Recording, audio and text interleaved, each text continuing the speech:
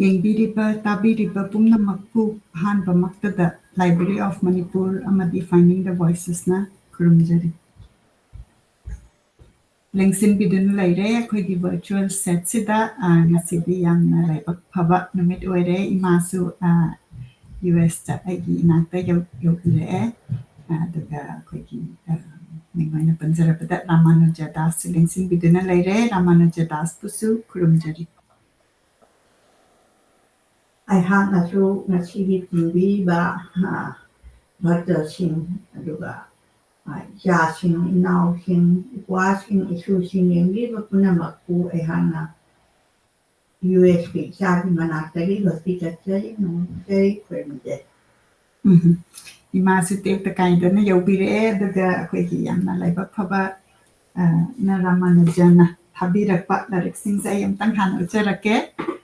ꯑꯩꯅ ꯃꯁꯤꯒꯤ ꯂꯥꯏꯔꯤꯛꯁꯤ ꯀꯨꯏꯔꯕꯅꯤ ꯑꯩꯅ ꯑꯩꯒꯤ ꯂꯥꯏꯕ꯭ꯔꯦꯔꯤꯗ ꯄꯥꯅꯤꯡꯗꯅ ꯊꯝꯕꯁꯦ ꯑꯩꯈꯣꯏ ꯁ꯭ꯋꯥꯃꯤ ꯗꯥꯃꯣꯗꯣꯔꯒꯤ ꯃꯤꯡ ꯑꯣꯏꯅ ꯄꯟꯖꯔꯕꯗ ꯃꯥꯒꯤ ꯕꯥꯏꯑꯣꯒ꯭ꯔꯥꯐꯤ ꯑꯣꯏꯗꯣꯏꯔ ꯃꯁꯦ biography adagi activities ꯃꯁꯤꯒꯤꯁꯦ ꯑꯩꯈꯣꯏꯅ ꯁꯣꯏꯗꯅ ꯃꯊꯪ ꯇꯥꯔꯛꯄ एपिसोड मागी मरमदा focus तौरगा ngangbada preparation tawbagidamakta aingonda yam kanagadaba sigidamakta pibirakpagi thakachari adagi larik ataisu aingonda yamna phange light of the bhagavatta adagi the nectar of instruction adai sigi larik se macha macha oiraga pabada nungaigadaba mali adagi Siri Isopanishat masi aina podcast kumbadadi content se tajagre adubu aina paragana amuk kokta hena changadaba mali adu yam nungaijare adagi sina maite londa sina imagi oirani masi thabirakpagidamakta yamna thagachari Ramanuja buduga akoigi ISKCON lai mandir dagi katlaga aingonda pibirakpa laigi lai pareng haitare ko madu ngasi panjare madu aina insada phodo akana mai pattern pura dry oinaba madu mathanjari yengbiriba pumnamakna kadaidagi yengbiraibano aduga ngasigi akoigi episode se akoina spiritual conversation si akoina tawjarakpada ngasi focus tawdoisina karma haiba matang sidani akoina ahanbagi episode ta laikitaba dead ki maramda akoina khara scripture ki maram da Ramanujana share tawbire aduga akoina question and answer adagi hena su lairi adubu ngasigi damakta de akoina karma da focus tawjagani aduna masi ai Ramanuja da sinajarage akoi scripture da kari hairami habise akoi na tamina rakanda akoina hangning ba question amuk kitang loirakpada question and answer taminas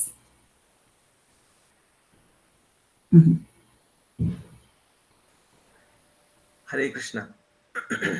Hare Krishna ngasigi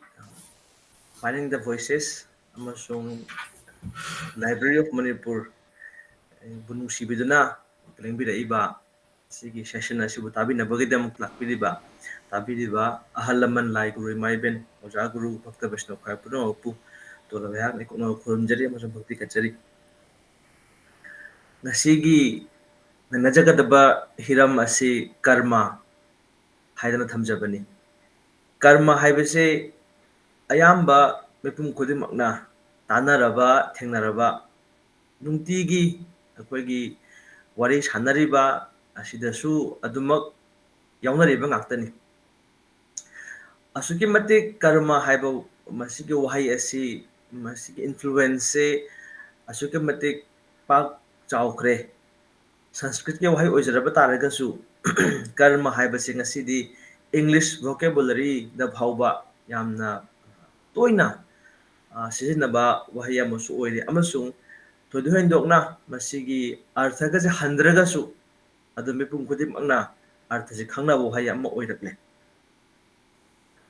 karma haibasigi matangda akhoibu takpi tambiramba sila Bhakti Swarup Damodar Swami Guru Maharaj ISKCON bu Manipur Maharaj na yamna telapna नोंमा ताकपिरमी कर्म हाइबसे करिनो HYBE कांदा कर्म हाइबसे थोदो नोंना खोइना याम कन्ना धर्म की Matang the याम कन्ना मसी खल्लुबगी थोदोक दरकार ओइदे है ताकपिरमी कर्म हाइबसे यामना साइंटिफिकली एकोनि येंगबे याय मसीदी action and reaction or cause and effect हाइबजने cause and effect खुदमुन हाइरब कांदा कनागुम्बा मियुइ अमना खोइना चाब कांसिदा हक्चांग फरोइदोबा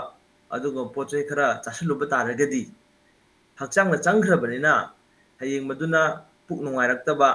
अदगी हक्चांग सोलक्पा हाइबसे मसीदे दुम ओइरगदोबनी चासलुरबनिना चासलुरे थक्सलुरे अदुगो मम तौरबनिना अखोइना हुजिकान नहासिंग हारगसु अखोइना ड्रग्स कुम सिजनबो खोब तौरे अदुदि मान हक्चांग सिदा नसाइगी ड्रग्स मान कपसलुरे नत्रगा मसी चासलुरे अदु तारगदी मदुगी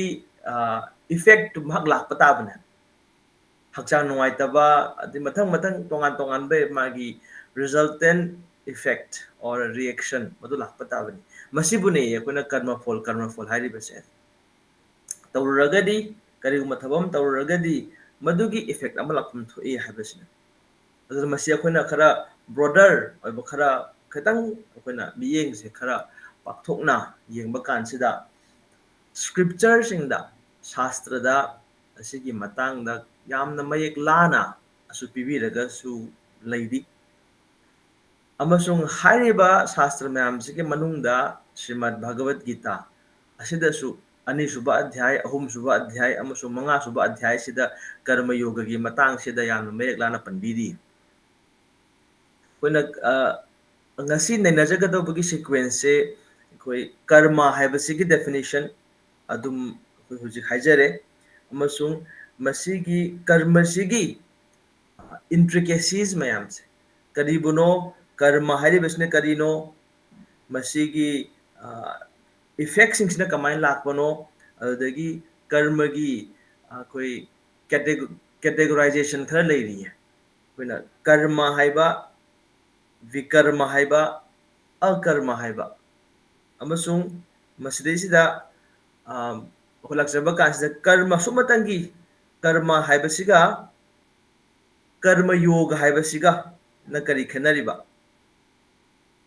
मसी कर्म योग हाइब मतंग सिददी एकोई भगवत गीता दा मपुंग फाना डिपेंड तौजरगा मसी हेना भाप ताजबा गमजगदौरिबने अमसुंग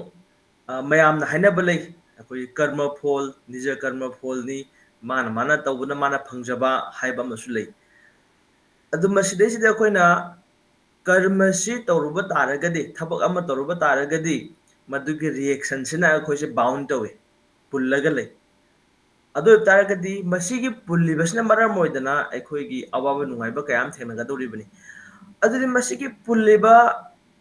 मसिगी बाइंडिंग हाइजबा तारे मसीना अखोई पुल्लिबसे असुम पुल्लगा दुम अखोइसे मसी अवा नुंगाय मैम से सुम मायोक नरगा दुम चकदरा नत्रगा मसीगी अफा पुनसिदगी अखोइसे नानथोप याब्रा मसीगी वांगबद चटप याब्रा हाइबा वहांग से असिंग मिना हंगदा वहांग हेन हाइबिदी अमसुंग मसीगी पाखुम सिने अखोइ भगवत गीता सिदा कुपना नैनरकदोरिबसे अहानबदे अखोइना कर्म हाइबे मतंगसिदा मयामना करी खने अफब कर्म तौरगदी अफब फल फंगे फतब थबक तौरगदी फतब फल फंगे हैदन नोंगमा श्रीला प्रभुपाद से इस्कॉन की फाउंडर आचार्य ओइबिरिबा श्रीला प्रभुपाद सिना महा की शिष्य मयामसिदा वहांग सिम थंबीरे पाप कर्मगा पाप का पुण्यगगी खेनबसे करिनो पायस activity and impious activity ani se khena basi kari non hang छात्र सिंधुरा सुमाइना खुम्बिरे शास्त्र की स्क्रिप्चर सिंगदा वैदिक स्क्रिप्चर सिंगदा असिगुम्बा थबक सि तौगदोबनी न हाइरिबा थबक सिंग मधुपु तौरबोइदी मधुना पुण्य की फल फंगी मधुना पुण्य कवि शास्त्रना स्क्रिप्चर सिंगसिना यादब थबक अदु तौबसिना पाप कवि हदन हाय अदुदी पाप तौबना फबरा पुण्य तौबना फबरा अदुदि मसिदि पुण्य तौबना फै हाइबसे यामनो कॉमन लॉजिक ने अदुबु अखोना खंजगदबा अम लई खंजिनगदबा अम मदुदि कदि हाइना पाप तौरबैदि मदुगी रिजल्टेंट इफेक्ट हाइबा तारे मसिना कमाय लाके हाइ मतमसिदा पाप से सुम सुम तौरबा तारगदि ईश्वर निंगसम मंगमरोय ईश्वर निंगसम मंगमरोय अमसुंग एगी पुंसिसिदा अफब लंबी का हाइबसे कोई चटपदा खरा वारा अनि चटप ngamaroy फतब थबो सुम मसलकदोरिन मात मसिना पाप की इफेक्ट ओइरे पुण्य की रिजल्ट्स ना कमाइन तौबा मसी की इफेक्ट से मसी मरी बिबिदी मथंगे मपोक्सिदा नत्रगा मदुगी इफेक्ट फंगदोरि बसे महाक लायगा सुयामना हाइबा इमुंग अचौबा सागैदा पोक्चबा सेल थुम पाइबा ओइबा अमसुंग मसक मतो याम फजबा लारिक हाइबा सागै अचौदा पोक्पा सेल पाइबा अमसुंग मसक मतो फजबा मसे पुण्यगिरी पुण्यगी ओइबा थबक सिंसिगी रिएक्शन ने अदुगा अखोइना पाप की थबक तौरगना पाप की थबक तौरगदी अखोइदा फंगिबसे करी ओइरे हाइरि मसी मरिजे फंगरो मसक फजबा फंगरोय अमसुंग इमुंग सागैना तै चावबद पोक फंगजररो हाइबदी हंथब सागैदा पोकपा मसक मतो क्या फजदरबा अदगी मही मसिंग सु तंब खुदोंग फंगजदबा मसिना चौराकपा अमा रिएक्शन ने अदु तारगदी अखोइ अफब कर्म तौरबसे अखोइ पुण्य कर्म तौरबसेगी रिजल्ट सिदा कैदौरे लाइक यामना हैरे सेल यामना पाइरे इमुंग सागैना तै याम चावरे मसक याम फजरे अदु तारगदी ईश्वर निंगबगे माइकेसे माक चंगनिंगद्रे नापल ने हेमनखिदना अदुना हाइबा असिगी पुण्य तौरबो तारगसु ईश्वर मनाक नगलक्तरे पाप तौरगसु ईश्वर बु काउथोखरे अदु तारगदी पाप का पुण्य गसे अनि खेनाबा कै लेगे अनि म खेनदी ngahak nungaiba manbagi wane अदु तारगदी तगदब थबुसे करिनो हाइ ईश्वरगा मरी लेनबा थबक ओइना तौबिरो हाइदि ईश्वर काउदन तौबियो हाइबसने थबक से अखोने ईश्वर हाइबा कानसिदा मयामना भक्ति हाइबा कानसिदा हे खनबसे सिमा थादोकपा सिमा लेपा सिमा तोकपा हाइदना दुमा खना मयाम अमलै अदुबु अमुकसु भगवान श्री कृष्ण अर्जुन हाइबिबसे माम अनुस्मरा युद्धचा अर्जुन दी लान थेना बस तोगे ना हाइबने अदु भगवान श्री कृष्ण लान तौबा तोप यारोय नंगदी इथौनि मसे नाक ना थौ थादोक यादे हाइबसने आइगी रेस्पोंसिबिलिटी लेबसे मसे थादोक यादे आइबु निंगगा नंगे तौगदब थबक्सनु अदु अदमा पोफाना पांगतु हाइबसने मसिमा थमजरे हायरगा इखोय भगवद गीता की अनिसुबा अध्याय सेकेंड चैप्टर असिदा भगवान श्री कृष्ण कर्म की मतंग से यामना समलप्पा ओवरऑल द मयेक से ताकपीदी अदु हाइफेतंग ननाय थमजरके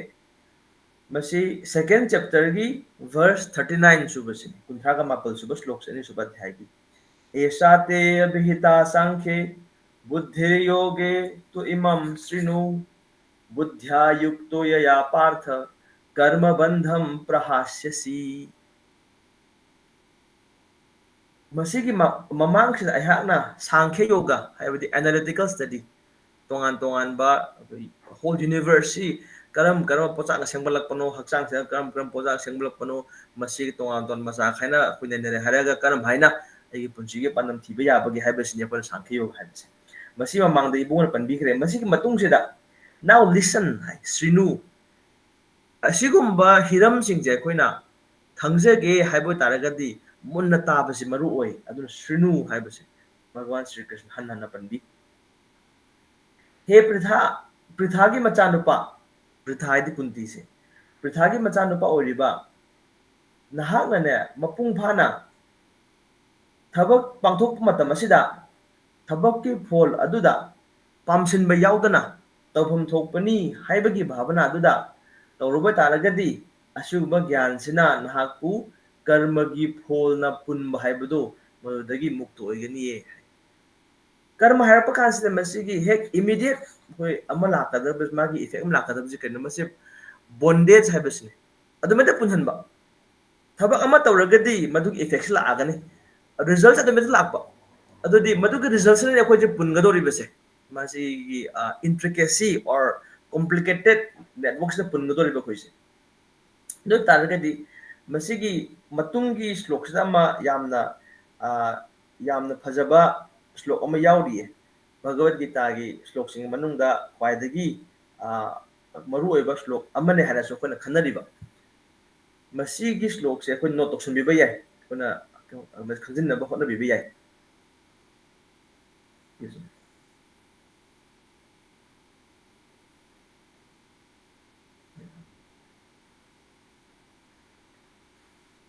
chapter number 2 gi verse number 40 is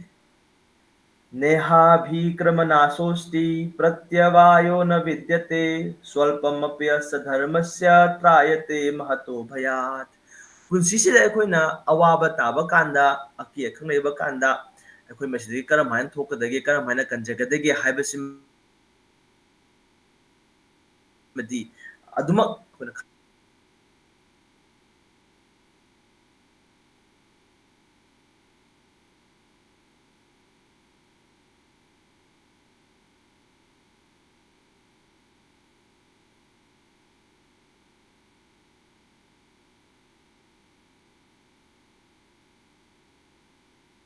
guru oibiro amasung shisha oina aibu takpi tikpiro haidana wakham ma hajakiba adna hoji hairei besina karam haina ishwarna haiwa wase ingadege haibasine ba masibu innabai honarak base neha bhikramana sosti abhikrama abid masigi endeavor se masi honarak pasida naso asti masida amang bahaibase asima leitre there is no loss amasung handhakiba diminution agi lejaramba agi magun agi lejaramba karigumba khara madu handagi bhai madu mangjagi bhai ba ama adma suri leitre mangja bhai ba leite handagi bhai ba leite swa alpam api asya dharmasya hai masigi lambi sida aina tawjari ba seba asida ne su alpa hai de khajik tang hai bane khajik tang boira basu ishorgi sebaga mari lenana hana karigumba amma tawjauba taragadi madugi sebaduna ko aidagi na akibadu mahato bhayat hai akiba maraksida masidagi na kiningai leitre hai akiba khwaidena kido phimdo madudagi aduguma tawkheba seba khajiktuna nahakpu kanbiganiye asina halam singna koi mamanga tak atum masiwa takpidami lai khoram chappa kansida koina tulsi manama kadlu ga hairibisi ko tulsi manam katpasi yam luba thabuk natte adubu atay thabak se mayam tawridana aduguma macha macha isorga mai lelan tawgiba thabak sina ekoi se am akiye pm sidagi masina kanbi ka dori bani haibisi masi bhagwan gi wahai singni ibungo gi guarantee ni mase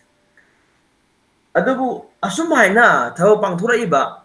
nasai bhakta vaishnava sing sida makhoi gi wakhal gi phirep se karam tawbogi akoina hek yeng ba kan sida thabak ama tawrok matam sida he akoi habit haibam le habit is second nature haidana hainaki ba amasung tawriba sangoduna manam moidana he akoi se hummaga chatpagi adugi phim mas leiba adura ngasai khongphom chet pa haibase karam makana chelakadagi haibasini श्लोक निफुगा माथोई सुबा अनि सुबा अध्याय से हाइबिदी व्यवसायात्मिका बुद्धिर एकेह कुरुनंदना बहुशाखा हि अनंताश्च बुद्धयो अव्यवसायिनाम those who are on this path are resolute in purpose व्यवसाया आत्मिका बुद्धि ईश्वरना ताइब लंबी से भक्ति की लंबी हरकदोरी बनी ईश्वरना ताकपीब लंबी भक्ति की लंबी सिदा चटलिबा नत्रगा लाक्लिबा नत्रगा लाक्चरगे होनजरिबा मियोइसिंग दो मखोइसिंग अदुदी मखोइगी फिरेपसे चपयुंगबनी अमसुंग मखोइगी पंदुंगफम देर एम मखोइगी गोल से मसे के टारगेट नि मसी यौगदबनी मसी पांथोकदबनी हाइबसे मदुसु अमखक ओइ चपयुंग हाइ वन पॉइंटेड डिटरमिनेशन हाइ मसी अदुबु बहु शाखा हि अनंतास्य बुद्धयो अव्यवसायिनाम ईश्वर ताकपीब लंबी ऐसे मसिदा चटनिंगदबा चटबु कांबु सिंदु अदु मखोइदुरी कैदवी बहु शाखा मखोइगी बुद्धि से मखोइ इंटेलिजेंस से यामदा मेनी ब्रांच्ड ओय है सोमदसु मागी पुनिंग सी चाइथोफम से मफम से मयाम दुम चाइथो लेखिबनिना माकी resolute determination ka haide amatang oy phiri ama aidi masi asman lepsarage haibase masi mangonda leite madu ngamoy aduga kana kana na no asumain tawdana bhagwan Sri Krishna haiba wafam sing asida pungning chaping lepo odori mise kana no haibasimna mathang slok ani se takpiri yamaru e slok ni masisu 42 43 se bibidi bise याम इमाम पुष्पितां वाचम प्रवदन्ति अभिपश्चितः वेदवातरतः पार्थ नान्यदस्तीति वादिनः कामात्मनः स्वर्गपरा जन्म कर्म फलप्रदां क्रिया विशेष बहुलां भोगैश्वर्य गतिं प्रति याम इमाम पुष्पितां वाचाम men of small knowledge हाइबिदि बुद्धि ज्ञान असे खरा वाटपा मखोसिन कमाइन तवी पुष्पिताम वाचाम वेद शास्त्र पिबि यंबियु को वेद शास्त्र वाज इन द इंदोरिबनि इलेब कांबु सिंगसे मखोय मरतसु खरा तोंगा तोम कैटेगरी मैम लई हाइबसे शास्त्र वेद द पिरिबा वहाई सिंगसिगिने flowery words of the Vedas है ताब याम खुथुमनबा याम अट्रैक्टिव ओइबा हाक्तंगी ओइबा हाइबनि फ्लावर लई हाइबसे लैरांग हाइबा कानसिदा मसिगी मागे टॉप टॉप मगुन अम लई अयुक nganta सातप लई असुगुम लैरांग सि कमाय तौ हाइबा कानसिदा महाक सात कायरबा मतुंगदा मतम खरदंग ओइना फजई मसे घाक लेरगदी पथग्रनी अद मागे फजबसु मांगरे मनम नुंसिबसु मांगरे लई हाइबसे अदन मसे फ्लावरी वर्ड्स खरेबसे मसे अर्थ याम चेले वेद शास्त्र हाइब फमसे अयामबदी कैदवी कर्म कर्म हदना मयाम हाइ कर्म कांडा हाइबसे कर्म कांडा हाइबदी कैनो फ्रुटिव रिएक्शन खरा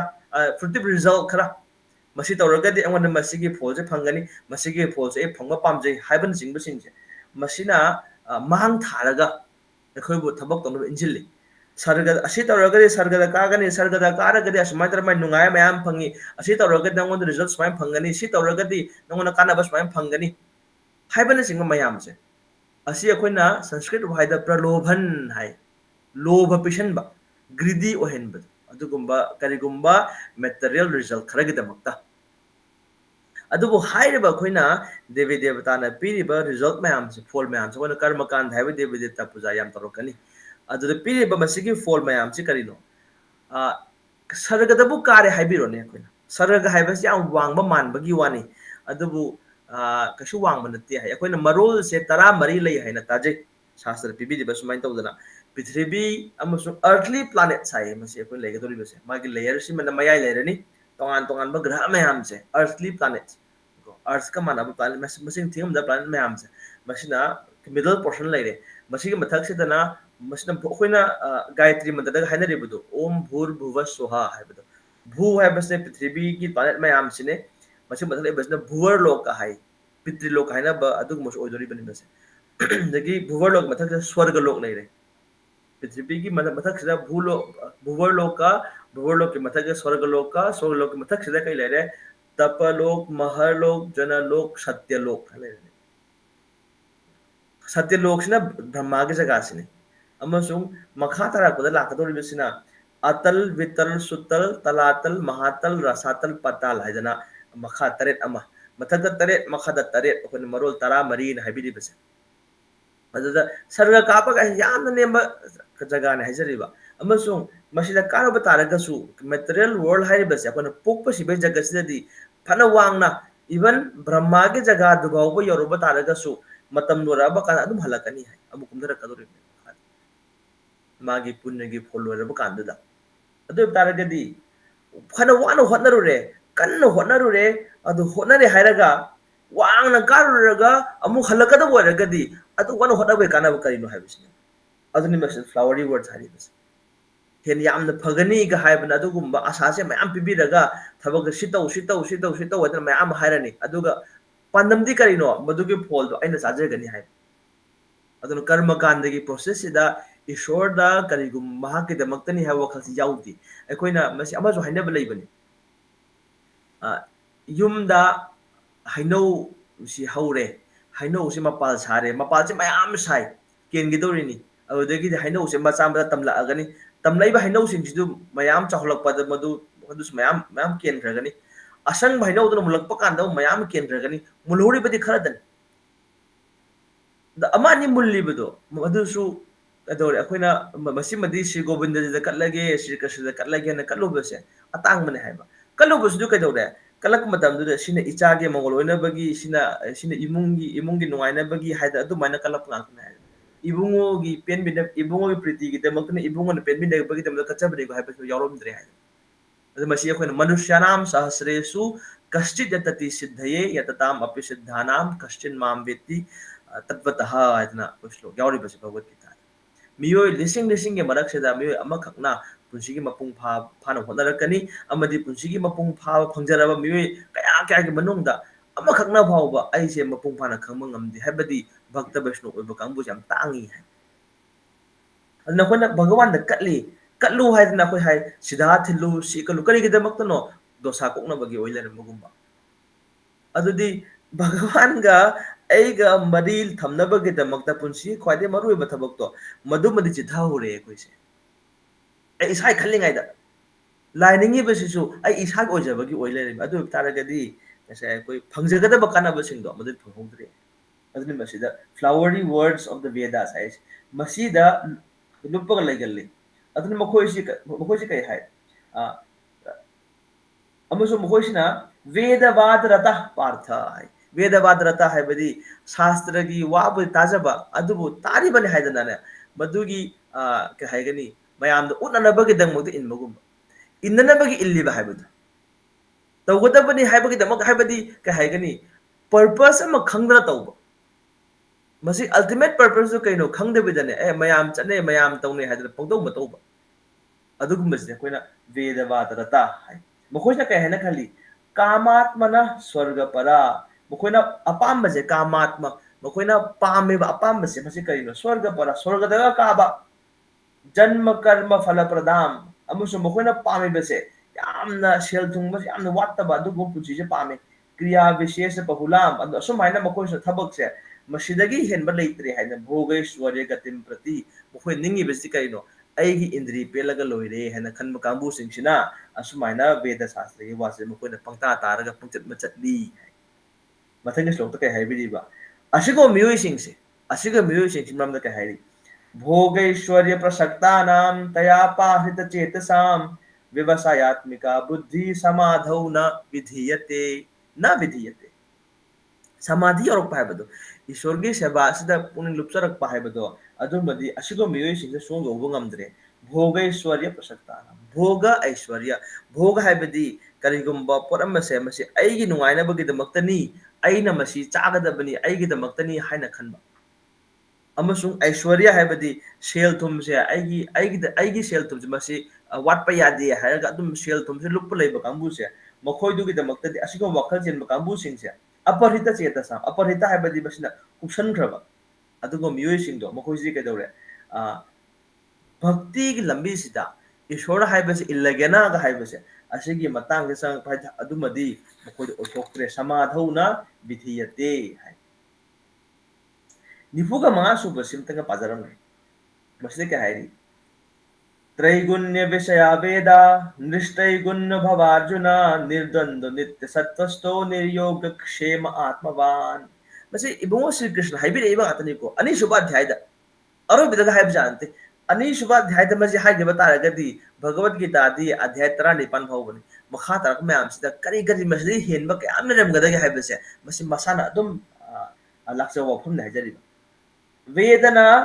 नैनरिबसिदि प्रकृति के गुण अहुम सिने सत्व रजस तमा है mode of goodness mode of passion mode of ignorance है मसिगी अहुम सिदा अदुम कुपलगा नेनबा ngakतनी अदुन हाय मसिगी गुण अहुम से मसिगी वांगद काखलो अर्जुन पुंसिगी अवा नुंगाय आई ngasa ओजो मांगजबा हाइबा अमसु मसिगी चयेत नब चमम नब सिंगसे ओजो ओइथक आइगी इसाबु कंथोकचबा हाइबा वखलो मयाम से मसिगी वांग मला हायगा आत्मज्ञान दा लेंगदन लयु हाइबदि आत्म से खंगो हाइबनि ꯑꯩꯈꯣꯏꯅ ꯁꯥꯁꯇ꯭ꯔꯗ ꯃꯁꯤ ꯁꯠꯇꯣ ꯔꯖꯁ ꯇꯃ ꯍꯥꯏꯔꯛꯄꯁꯤ ꯃꯁꯤꯅ ꯒꯨꯟ ꯑꯍꯨꯝꯁꯤꯅ ꯑꯩꯈꯣꯏꯁꯦ ꯑꯗꯨꯝ ꯀꯨꯞꯄꯒ ꯂꯩꯌꯦ ꯃꯁꯤꯒꯤ ꯑꯍꯨꯝꯁꯤꯅ ꯃꯁꯤꯒꯤ ꯏꯐꯦꯛꯁꯦ ꯑꯩꯈꯣꯏꯅ ꯀꯃꯥꯏꯅ ꯈꯪꯕ ꯌꯥꯏ ꯇꯃꯣ ꯒꯨꯟ ꯑꯣꯏꯔꯒꯗꯤ ꯌꯥꯝ ꯇꯟꯒꯜꯂꯦ ꯃꯤꯁꯦ ꯇꯨꯝꯕꯒꯁꯦ ꯍꯦꯛꯇ ꯄꯨꯡ 10ꯒ ꯇꯨꯝꯁꯤꯟꯕꯤ ꯄꯨꯡ 12 ꯄꯨꯡ 13ꯒ ꯇꯨꯝꯁꯤꯟꯕꯤ ꯆꯥꯕꯗꯁꯨ ꯍꯦꯛꯇ ꯑꯄꯨꯝ ꯑꯁꯥ ꯀꯔꯤ ꯈꯪꯗꯦ ꯑꯃꯪꯗ ꯄꯪꯆꯥ ꯆꯥꯕ ꯀꯥꯡꯕꯨ ꯑꯉꯥꯎꯕꯒꯨꯝꯕ ꯂꯩꯕ ꯇꯧꯔꯤꯕ ꯊꯕꯛꯁꯦ ꯃꯁꯤ ꯀꯔꯤꯒꯤꯗꯃꯛꯇꯅꯣ ꯀꯔꯤꯅ ꯐꯅꯤ ꯀꯔꯤꯅ ꯐꯔꯣꯏ ꯍꯥꯏꯕꯗꯨꯒꯤꯁꯨ ꯃꯉꯣꯟꯗ ꯋꯥꯈꯜ ꯂꯩꯇꯕ ꯑꯃꯁꯨꯡ ꯇꯧꯔꯤꯕ ꯊꯕꯛꯁꯦ ꯃꯁꯤ ꯃꯍꯥꯛꯀꯤꯁꯨ ꯑꯣꯏꯖꯒꯗ꯭ꯔꯥ ꯃꯤꯒꯤ ꯑꯣꯏꯖꯒꯗ꯭ꯔꯥ ꯍꯥꯏꯕꯒꯤ ꯋꯥꯈꯜꯁꯨ ꯀꯩꯝ ꯂꯩꯇꯕ ꯑꯉꯥꯎꯕꯒꯨꯝꯕ ꯂꯩꯕ ꯍꯥꯏ ꯃꯈꯣꯏꯁꯦ ꯑꯁꯤꯒꯨꯝꯕ ꯃꯤꯑꯣꯏꯁꯤꯡꯁꯦ ꯇꯃꯣꯒꯨꯟꯅ ꯄꯨꯔꯤꯕꯅꯤ ꯇꯃꯣꯒꯨꯟꯅ ꯀꯨꯞꯂꯕꯅꯤ ꯍꯥꯏꯒꯅꯤ ꯔꯖꯣꯒꯨꯟꯁꯤꯅ ꯀꯩꯗꯧꯕ ꯑꯟꯂꯤꯃꯤꯇꯦड ꯒ꯭रीड एंड डिजायर ꯌꯥꯝꯅ ꯂꯣꯚꯤ ꯑꯣꯏꯕ ꯑꯇꯣꯞꯄꯒꯤ ꯂꯟꯊꯨꯝ ꯑꯇꯣꯞꯄꯒꯤ ꯄꯣꯠꯁꯤ ꯌꯥꯝꯅ ꯀꯔꯥꯝ ꯆꯥꯎꯒꯟꯕ ꯑꯃꯁꯨꯡ ꯃꯁꯥꯒꯤ ꯑꯄꯥꯝꯕꯁꯦ ꯃꯁꯤꯁꯨ ꯈꯨꯗꯨꯝ ꯆꯟꯕ ꯁꯨꯡ ꯉꯝꯖꯗꯕ ꯑꯃ ꯄꯥꯝꯃꯦ ꯄꯤꯔꯝꯕ ꯌꯥꯗꯕ ꯑꯃꯃꯨꯛ ꯄꯥꯝꯃꯦ ꯑꯃꯃꯨꯛ ꯄꯥꯝꯃꯦ ꯑꯃꯃꯨꯛ ꯄꯥꯝꯃꯦ ꯑꯗꯨꯅ ꯀꯩꯗꯧꯔꯦ ꯃꯍꯥꯛꯁꯦ ꯄꯨꯛꯅꯤꯡꯁꯦ ꯀꯩꯗꯧꯉꯩꯗ ꯏꯟꯗ꯭ꯔꯤꯌꯁꯤ ꯄꯦꯟꯕ ꯉꯝꯖꯗ꯭ꯔꯦ ꯑꯃꯁꯨꯡ ꯁꯥꯟꯇꯤ ꯐꯪꯉꯔꯣꯏ ꯍꯥꯏ ꯁꯥꯟꯇꯤ ꯐꯪꯗ꯭ꯔꯕ ꯅꯨꯡꯉꯥꯏꯕꯁꯨ ꯐꯪꯉꯔꯣꯏ ꯍꯥꯏ ꯃꯁꯤ ꯌꯥꯎꯔꯤ ꯑꯁꯤꯃꯁꯨ ꯁꯇꯣꯒꯨꯟ ꯍꯥꯏꯕꯁꯤꯅ ꯀꯩꯗꯧꯋꯤ ꯒ꯭ꯌꯥꯟꯒꯤ ꯃꯉꯥꯜꯁꯤꯅ ꯄꯨꯝꯂꯪ ꯂꯪꯅ ꯂꯣꯏ ꯎꯕ ꯀꯔꯤꯅ ꯀꯔꯤꯅꯣ ꯀꯩꯗꯧꯒꯅꯤ ꯀꯔꯣꯝ ꯆꯠꯀꯅꯤ ꯍꯥꯏꯕꯁꯦ ꯃꯌꯦꯛ ꯁꯦꯡꯅ ꯎꯕ ꯑꯁꯤꯒꯨꯝꯕ ꯃꯁꯤ ꯑꯍꯨꯝꯁꯤꯗꯅꯦꯕ ꯂꯩꯒꯗꯧꯔꯤꯕꯁꯦ ꯕꯦꯗꯅ ꯍꯥꯏꯔꯤꯕꯁꯤꯡꯁꯦ ꯃꯁꯤꯒ ꯋꯥꯡꯃ ꯂꯥꯜꯂꯛꯎ ꯍꯥꯏꯔꯤ ꯚꯒꯋꯥꯟ ꯁ꯭ꯔꯤ ꯀ꯭ꯔꯤꯁꯅ ꯑꯃꯁꯨꯡ ꯌꯥꯝꯅ ꯃꯔꯨꯑꯣꯏꯕ 93 ꯁꯨꯕ ꯁ꯭ꯂꯣꯛꯁꯦ ꯃꯁꯤ ꯃꯤꯄꯨꯝ ꯈꯨꯗꯤꯡꯃꯛꯅ ꯈꯪꯅꯕ ꯁ꯭ꯂꯣꯛꯅꯤ ꯁꯤꯃꯗꯤ ꯑꯩꯈꯣꯏꯅ ꯀꯔꯃꯒꯤ ꯃꯇꯥꯡ ꯍꯥꯏꯔꯛꯄ ꯀꯥꯟꯁꯤꯗ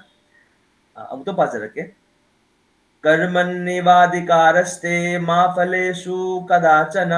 मा कर्म फल हेतुर्भूर्माते संगोस्तु कर्मणि भगवान श्री कृष्ण क्या है होजिदुदि कर्म तौबसे थबक तौब हाइब कर्म हाइबदि शास्त्रना नहाकिदि असिगुम थबक पाथोकदबनि हने पिबिरिबा खर लैबिरि असिगुम थबकसे पांथोकपगिदमक्तै नंगी अधिकार लै अर्जुन से लानमीनी लानमी अमा ओइबा तारगदि मागी मथौ सि लै हाइबदु पिबिरिदना क्षेत्रि ओइरगदि ब्राह्मण ओइरगा नंगना सि सेवानी वैश्य ओइरगना सिनी शूद्र ओइरगना सि सेवा लैरि ब्रह्मचारी गना सिनी गृहस्थ गना सिनी वानप्रस्थ सिनी सन्यास सिनी तोंगा तोंगा मागी थबक पिबिरि असिगुम थबक तौबसिगिदमक्ता अधिकार नंगी लै थबक तौगदबन असिगुम थबक पांथोकदबनि अदुबु मसिगी फोल्दु फंगनी हाइबदुमदि नंगी नत्ते दुदि फोल्दि नंगी नत्ते हाइदना अदुना तौरिबा थबकसिंगसे मसिगी मरमसे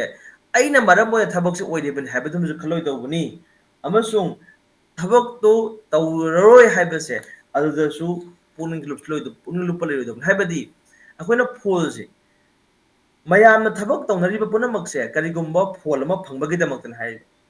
फोल्दु फंगद्रगदि समना हायका थबक तौरे सरकार के थबक तौरे प्राइवेट के थबक तौरे मसाय के थबक तौजरे थागे तोलोप फंगन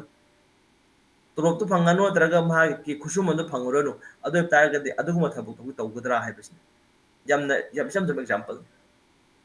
अदर मसिदा अखोई नोंगमा डॉक्टर अखोई डॉक्टर राजेन ओजा डॉक्टर राजेन चिमरोंगी लेबिदिबसे महाक्ति यूरोगी डॉक्टर ने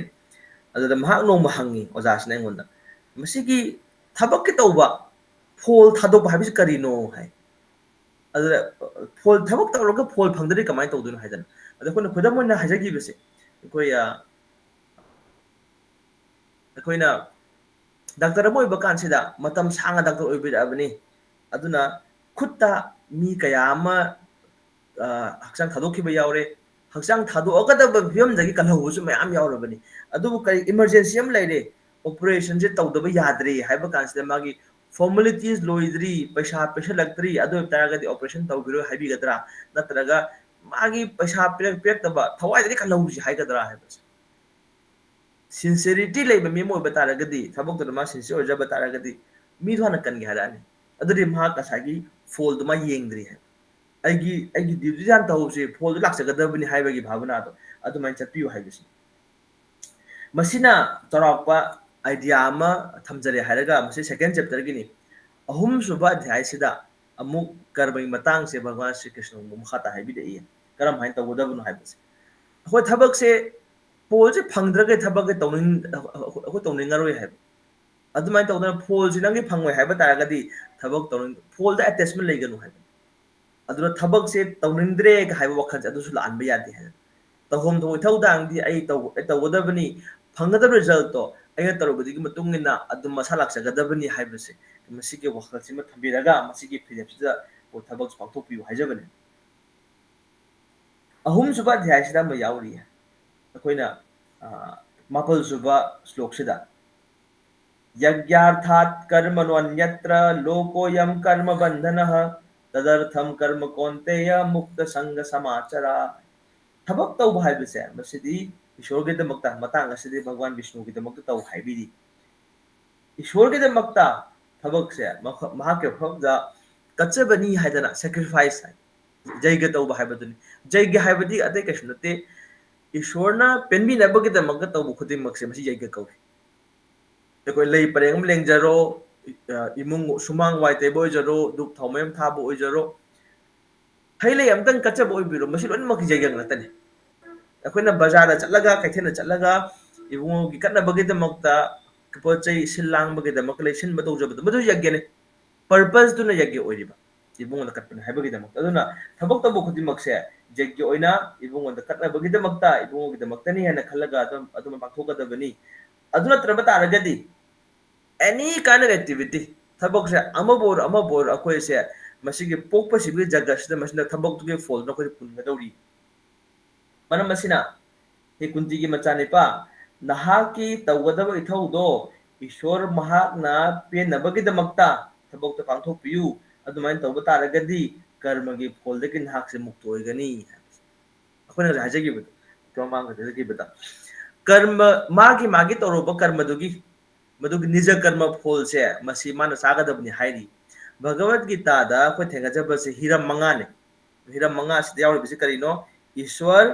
जीव जीवात्मा से ईश्वर जीवात्मा प्रकृति काल है मतम अमसुंग कर्म मसी अहानबगी मरी से ईश्वर ने जीव ने प्रकृति ने काल ने मसी की मरी सिमदी इटर्नल नित्य ने मसी होंब यादे दम लेगदौरिबनी अदुबु कर्म हाइबसे कर्म सिदी होंब याय फोल जे होंब याय अगी फंगदब अइदे सुमाइन लेग्रे हाइबसे मसिगे फोल जे कोन कक्प याय कमाइन तौरगा भक्ति की लंबी लाकासे अखोइना श्री ब्रह्म संहिता हाइरेबा लाइक से थेंगजै ब्रह्माना श्री गोविंद जी खुरम जबरे मदुदा इबुंगो से ब्रह्माना माय वफम थंबिदी कर्माणि निर्धति किंतु च भक्ति भाजाम अखोइ इंद्रदगी हौरगा ब्रह्मा तिनगा लोइनमक से कर्म की फोस लोइ पुन्म गातन बंधान रूपम फल भाजन मातनोति हैदना कर्म की फोस लोइ पुन्म गातनी अदुबु कर्मानि निर्धति किंतु च भक्ति भाजा मखिन भक्ति तौजर भक्ति हाइबदी भगवान पेनबिनबगी दमक्ता ईश्वरना हाइब इनबा हाइबदु अदुदंग अखोइ तौजरबो तारगदी कर्म की फोल मैम से लोइनमक मई चाउन ngang चाइ मई सिदा सिंजे अखोइन हुजन मतम सिदा उत ओय लम साथे खिबदो अदुमाइन तौदना कर्म की फोल लम साथे खरनी अदुमसे भक्ति की मैं कानबसिन है अदु अखोइना कर्म हारगा अखोइ यामना पखनिंगाइ सु ओइदे अदुबु मसे अखोइना करी तौगदबजे करिनो हाइबसिन तराहुमदुइ सुबा अहुमगे तराहुमदुइ सुबा श्लोकसि मरु ओय अहुतो बाजरके यज्ञाशिष्टासिनाशन्तो मुच्यन्ते सर्वकिल्बिषै भुंजते ते तो घम पाप ये पचन्ति आत्मकारणात् ईश्वर की भक्त से मखोइ सिंगसिदी पाप पुनमक्तगी मखोइ सिदी पुको कोक्चरबनी करिगदमक्तुन हाइबा कांदा मखोइना चारिब सिंजाक से अहानबदा यज्ञदा हाइबदी ईश्वर हाना कथोकलगा ईश्वर हाना कचरे हायरगा मदुगी प्रसादी ओन चाजबनिना मदुगी चारे पोतुदा पाप की मसक अम याउद्रे अदुबु मसा मथंदगी इंद्रिय नुंगाइनागी अदुगी दमक्ता हौरगा थोंलगा चारे मियोय सिंगदो मखोइदी पाप तमक चाबनी उत्तरब था खुदिमक से अखोइ इवन अखोइना वेज नॉन वेज के वा हाइनय अदुबु वेजिटेरियन ओइबा तारगस अखोइना वेजिटेरियन ओइबा सिगी यामना था वांगना कसु खनरक्तरे शास्त्र की मतुंग हाइबा तारगदी कयन हाइबादा गधासु वेजिटेरियन नि योंगसु वेजिटेरियन नि संज वेजिटेरियन नि दे अखोइना आइदी वेज नि हाइरगा यामना कसु पोंगाय वा कसु लेरमद्रे हाइ मरु ओइबदि कयनो ईश्वरदा कटलगा चाइ हाइबस धर्म की मसिगी नीति नियम सिमा इंजरी है अदु तारगदी पाप अमत यावरोय पाप मागी पुंसी से पाप यावदो पुंसी ओरगनी है ईश्वर कल सा कर्म से हौरबनी को थबक तौजबसे चाना पोषण कई लाई अन्नात् भवन्ति भूतानि पर्जन्यात् अन्न संभव यज्ञात् भवन्ति पर्जन्यो यज्ञ कर्म समुद्भव मसे 13 सुब अहुम 13 सुब श्लोक जीव खुदिमक से चानबा कनो मही कनो से अखोय चेंग चाक चेंग हवाई सिंग से मसी चारगा हिंजरीबनी मसी की चेंग हवाई सिंग बसिंग खिना नोंगदगी नोंग चुरकान मसी हौरकदोरिबनी नोंग सिना यज्ञदगी ला नोंग सि यज्ञ तरोका नोंग चुगदोरिबनी अम यज्ञ हाइबसिदी वेद शास्त्र पीरीबा पांथोकदब इथौसिंग से थबक सिंग सिगी मतुंगिना यज्ञ तौरइबनी हाइब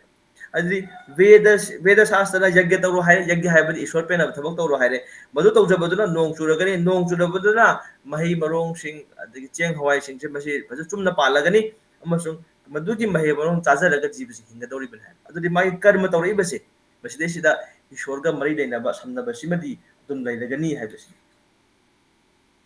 कर्म से कमाई लापनो है आई तौगदब इथौदा से कमाई लापनो है कर्म ब्रह्मोद्भवम विद्धि ब्रह्माक्षरम समुद्भवम तस्मात् सर्वगतम ब्रह्म नित्यम यज्ञ प्रतिष्ठितम टेक्स्ट 15 यावरि थर्ड चैप्टर की रेगुलेटेड एक्टिविटीज कर्म हाइबसे अखोना ने रेगुलेटेड एक्टिविटीज हाइ थबक से कना को अमे तना माना अपा अपा पंगतौ तौरगा मदु कर्म ओइब नते कर्म कौदी मदु रेगुलेटेड होगदबा शास्त्र रेगुलेटर है देखो ना फैन सिम लेरे फैन थाबा कासे को रेगुलेटर है ना अम सिनरी 1 2 3 4 5 याम यांगन गे है ना खरा मखलाने ए यांगमन गे का हंदा लो हंदरले अदुमा दम रेगुलेट तो बियाई असमान तौदना वेदनसु वेद शास्त्रनसु मियोय बरा तौगदबा थबक से रेगुलेटेड ओब एक्टिविटीज चाबदसु प्रसादी चाबियो रेगुलेटेड असमान तौदना चाब थकपा लैब लोइनमक से मसे लोइम रेगुलेटेड ओने पिरकनेबा मियोय बगिदी सांगादे रेगुलेटेड ओइदे अदुदि सांगादे रेगुलेटेड ओइदे मियोय बदि रेगुलेटेड ओइ आइगे पुंसी से रेगुलेटेड ओइबा शास्त्र पिरिबा नीति नियम सिंग से मसिगे मनुंग चन्ना हिंगबा पुंसी ओइगदबनि मियोय बदि मदु ओइब्रा हाइबसे आइगे पुंसी जे करिगुंबा असुमाइना रेगुलेटेड ओइबा पुंसी म हिंद्रबा तारगदि हाइबदि शास्त्र के नियम सिंग से ऐसे मसिना ngaklau punbiraga chatpa punsi mo darba taragadi adugu punsi dudi sanga ge punsi ne hai dharme na hina pasubi samana hai bas dharma ki niti niyam sing se veda shastra ki niti niyam se bas indraba taragadi sanga chap manare hai adun mase adu taragadi aina taru bathabak punamak se shastra da piri bathabak madugi niti niyam chumna toroboidi madu karma kaure natraboidi vikarma hai gani karma vikarma विकर्म है since ने पाप के थबक से अदुदी कर्म हाइबम लेरे विकर्म हाइबम लेरे अनिजी के मरस अमगम लेरी है मधुना कह है अकर्म हाइदर अम लेरम अकर्म हाइबदी कइनो कर्म ओइद्रे कर्म तौदबा हाइब कर्म तौदबा हाइबदी करी होइन होजे का हाइजे कि एनी एक्टिविटी थबक से अमा तौरो मधुगी बाइंडिंग रिजल्ट अमा लाकनी हाइब अखोय सिबु मसे बॉन्डेज दे पुल्लगा थंगदोरि पोकपसे बे जगत सिदा अदु तारगदी मसीगी पुल्लिबा अखोगी रिएक्शन मैम से मसी कमाई को कदगे हाई अफबनसु पुल्लगनी फतबसु पुल्लगनी हाइगरी अदु तारे देखो होजे पुल्लिबा थबक से मसीसिना अखोई करिगुम थबक पुरम लैरें खनबिर हुजक से मणिपुर ददी हैनौगी मतम ओइरे क्योमगी मतम ओइरे अदुन मसी चानिंगी हाइबगिदमक्ता अखोइना कैथेना चले हारगा मस लेरुरे चा मस आइगी चानबगी लैबने दो तारगदि मदुगी रिएक्शन मैम लागने कना यो लैबनो कना अइना कमाइन लेरुरिबनो सेंदुना कमाइन तालुरिबनो अइना चारुबगी एन्जॉयिंग टेंडेंसी दो मदुना अमु आइसे तुंगदा अमु मदुगी कॉम्प्लिकेशन मैम लाकदौरिए अदुगी मुहुत्ता चमना पोतसे किहोम से आई लेरुदौरे मतमगी ओहै वहै सिंग से ईश्वर कलु हाइब लई चारे पर पुनमक से ईश्वर कलगा चाबियु हाइब लई अदु तारगदि मसी किहोम जे फजरद मसीदि अदु मसी लेरगे अदु ईश्वर कटके सुमा खनबिरब अदु तारगदि किहोम लेब चकदोरिनि सेल सुमान हाना दुमा चमना तालेबनि मियु चमने तादुरिबा सेल दो माना कइदोरे हुजी इशोर कन्ना बगिदमक किहोम जे फजा फजे खंदोरिबनी अदुदी नसाई माना अहम लेरमदुना आइगी चागेना खलग लैबा अदु हुजिक्सना कइदो इशोरगिने खलग लैबा अदुदी खेनरे जमाय कॉन्शियसनेस तनेबा मागी वखलोन से अदुना हुजिक कर्मगी बॉन्डेज सिंग कक पाइबसे सिगी कॉन्शियसनेस के मखा पोलै रमे अइन तौजनिंगी बथबक सिंग से इशोरगा मैले तौबु कांसिदा ngasai कर्मगी बाइंडिंग लेररोय मोन कथोखरबनिना अदुगा पोस लेरे लेरा अनि कक्तना खोतना अइना बदु फजन सेमलगनी अमसुंग हानादि हे ककपुका अदु मखोय से मयाम पुनलगा चाबनी खंगदे इथन चाब चाथोकदोरे हुजिदि कइदोरे इशोरदा कट पाहनम यावरे तुलसी मना हापिबनि खंगदे कइरोम तौरे अखोयना भगवान खचरे इशोरदा कट मतम से कइदोरे असai मगे पाप यावम मखोल माले मदु कोखरे अदुदि चारे बदु कइ ओरे प्रसादी प्रसादन फंगजरगनि इबुंगो अदु अदु तारे गसा हारि बथबक्तुदा कर्मगी पोजिशन कर्मगी पोटमा यावदरे मागी फोल दुम लारो लाक फोल लाक्तबने के हरे बदो फोल अफबो तरोगसु फतब थबक तरोगसु मागी फोलम लाकदोबनेबो फोल लाक्तरबनिना मदु हाबदि मेटेरियल फोलम लाक्तरे मंगल फंगदोरि बेसे ईश्वर भक्ति हेंगलाने अदु तारगदि गसा हारि बदो वेद अखोय जगसिगी वांग लाना अगे वखल जे खनम ngam ga हाइबदो मदु लाकदोरि मिसिसि दु तारगदि कर्मसु ओइद्रे विकर्मसु ओइद्रे अदुन मसि कय कर अकर्म कर्म मत याउद्रे कर्म की फॉल फंगद्रे हाय अकर्म है बस अदु कोइ थबक तवदा बसे बस अकर्म की लेवल लापियु हाय सोगे मै लेना अदु मसिदा मु कोइना मखाता खला लाप कानसिदा थबक तरोप कानसिदा अटैचमेंट लेरुनो हाय फॉल सिदा थबक तो तरोप तारगदि एकोय सुमहाय येंगसि लाइक से पैखा से थादौरे लाइक तो फसना पारुब तारगदि ऐ फोल से कमाय लाकन हाबगी मथा साबगी वासु दरकार ओइद्रे खल्लुबो के दरकार ओइद्रे ऐना तर इरमिबदो ऐ 85 और 95 इरम तारगदि आंसर सुमनो खुनम तारगदि आइदर ऐ 95 मा फंगलगनी 95 ते कतंग हंदरगा त कते हेंगना फंगबो याय यामदि याम तांदि फंगरो हेबे अदुना ऐ से यामना खंद वखन से मथा सादबे लेबंग मगनेबो अꯩꯅ ꯍꯣꯠꯅꯔꯨꯕꯗꯤ ꯃꯇꯨꯡ ꯏꯟꯅ ꯑꯁꯨꯃꯥꯏꯅ ꯇꯧꯗꯅ ꯑꯩꯒꯤ ꯇꯧꯐꯝ ꯊꯣꯛꯄ ꯏꯊꯧꯗꯥꯡꯗꯣ ꯐꯖꯅ ꯄꯥꯡꯊꯣꯛꯄꯤꯔꯕ ꯑꯗꯨ ꯑꯣꯏꯇꯥꯔꯒꯗꯤ ꯔꯤꯖꯜꯇꯣ ꯀꯩ ꯂꯥꯛꯀꯅꯤ ꯀꯩ ꯂꯥꯛꯑꯣꯏ ꯍꯥꯏꯕꯗꯨꯒꯤꯗꯃꯛꯇ ꯑꯩꯅ ꯌꯥꯝꯅ ꯈꯟꯖꯅꯤꯡꯉꯥꯏ ꯑꯣꯏꯗ꯭ꯔꯦ ꯍꯥꯏꯕ ꯃꯁꯤꯕꯨꯅꯤ ꯑꯩꯈꯣꯏꯅ ꯏꯁꯣꯔꯗ ꯀꯠꯊꯣꯛꯄ ꯍꯥꯏ ꯔꯤꯖꯜꯁꯦ ꯑꯃꯁꯨꯡ ꯑꯗꯨ ꯑꯣꯏꯇꯥꯔꯒꯗꯤ ꯊꯕꯛ ꯇꯧꯕꯁꯦ ꯉꯁꯥꯏꯒꯤ ꯏꯁꯣꯔꯒꯤꯗꯃꯛ ꯇꯧꯕ ꯇꯥꯔꯒꯗꯤ ꯏꯁꯣꯔꯒ ꯃꯔꯤ ꯂꯩꯅꯅ ꯊꯕꯛ ꯇꯧꯕ ꯇꯥꯔꯒꯗꯤ ꯑꯩꯈꯣꯏ ꯀꯔꯃꯒꯤ ꯕꯥꯏꯟꯗꯤꯡ ꯃꯌꯥꯝꯁꯤ ꯌꯥꯎꯗ꯭ꯔꯦ ꯑꯗꯨ ꯑꯣꯏꯔꯕꯅꯤना ꯃꯈꯣꯏꯁꯦ मेटेरियल एक्टिविटीज मैम तन तौद्रेब असिगुम्ब भक्त वैष्णव सिंह हाइदि मैम चनरिब सिंह अदुबु टेक्स्ट नंबर 20 थर्ड चैप्टर की टेक्स्ट नंबर 20 हाइबिरि कर्मनैव हि संसिद्धिम आस्थिता जनकादयः लोक संग्रहमेवापि संपश्यन कर्तुम अर्हसि महाराज जनकन चिंबा अथोय मियोय सिंहसे जनक महाराज ती इमा सीता की मपासे मखोय से महाजन है खंगने मखोय सिना थबक तौरीबसे मागी मागी मथौ से चपचना पांथोक चरे हायरगा मखोय से पुंसिगी मपुंग फाब हायदु फंगजेकी अदुना just for the sake of educating the people in general you should perform your work akhang ai singa thobak tawbasidi miyam ngase mijam praja singsida thobak se asumaina tawgodabni ko asumain chakadabni ko haise masi takpi na bagida maktam koi thobak tawge mayam example ama set up tawna bagida maktam ado dragadi mokoi adu maina adu kuma thobak tawbagi moida kai darkar leiti hai adun masi bhagavad gita ya maru ba shlok amani masi yauri base third chapter की verse number 21 ले ovary बसे यद यद आचरति श्रेष्ठस तत्तदेवेतरो जनः सयत् प्रमाणम कुरुते लोकस्तत् अनुवर्तते whatever action a great man performs common men follow and whatever standards he sets by exemplary acts all the world pursues अथोय मियोय सिंगना तौब थबक सिंगसे अचम मियोय सिंगना समाज ले अचम मियोय सिंगना तुंगिली अमसुंग हाइबा अथोय मियोयसिंग अदुना महाक तौरिबा थबक्तुना खुदम मोन उपिरप कानसिदा पृथ्वी पुमना मधु मतुंग इल्ली अदुमसे अखोय थबक ओइन तौरप कानदि ngasai कर्मगी मता हायप कानसिदि पांथोकदबसे मसी मसिगे फोलम ओइना मियाम पुनमक्ता मसीगी यामना फजबा एग्जांपल अमा थमनबगिदमक्तन हाइबगी पांदमसिदसु अखोय थबक तौगदबनी अदु मै चटपिगदबनी हाइबसिने अदु कनागुम्बा अमा मियोयसिंगसे असी हाइबसिंग मखोयसे भाब ताबा ngamdre मागी मागी लेरियो बैकग्राउंड दुना तर मागी मागी हाइनगी बथबक से मरम ओइदना माहकसे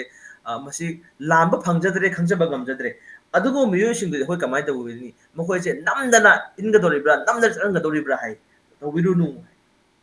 टेक्स्ट नंबर 26 हाइडी न बुद्धि भेदम जनयेत अज्ञानम कर्म संगिनाम जोशयेत सर्व कर्माणि विद्वान युक्त समाचारान विद्वान ओइबा असिंग मियोयसिंग अहिब मियोयसिंग ने कदोवी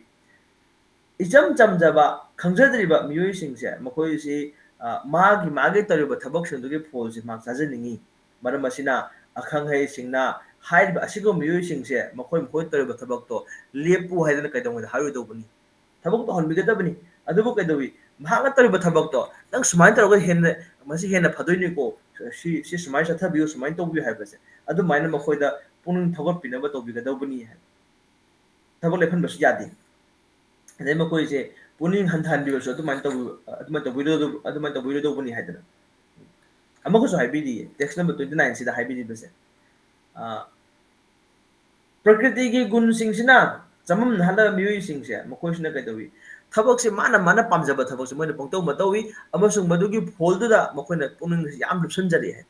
याम अटैचमेंट लेरे यामना कन्ना बाइंड तौ लेगनेबा अदुबु असिंग मियोई सिंगसिना हाइरिबा असिंग मियोई सिंगसे मखोयना बुद्धि वाचबा तारगसु मखोयदे पुनुंग से मसि मथुम मरा होनबिरेदोबनी याम चमना मखोय थंबिगदोबनी चम मखोय यामना पुनुंग थगोपिरगा मखोय थंबिगदोबनी हाइबिरिबा अदुमसिदे ए कंक्लूजन खरा ओइना ताजरकपो ओइना मसि वाफम अमने खक्तंग थमजरमगे अखोयना थबक ओइना पांथोरकपा कांसिददी अखोय इसा इसागी लेबा थबक सिंगसे एगी प्रिस्क्राइब तौ भाई तारे शास्त्र पीबा थबक सिंगसे मसे ए पामबा याय पामदबा याय अदु मसे अतोपा मीगी थबकतुने हेना मागे नुंगाइगनी आइंगोना सिनरिबा थबकसे तौनिंगदे हाइबदो अदुगुम चपिरोदोबनी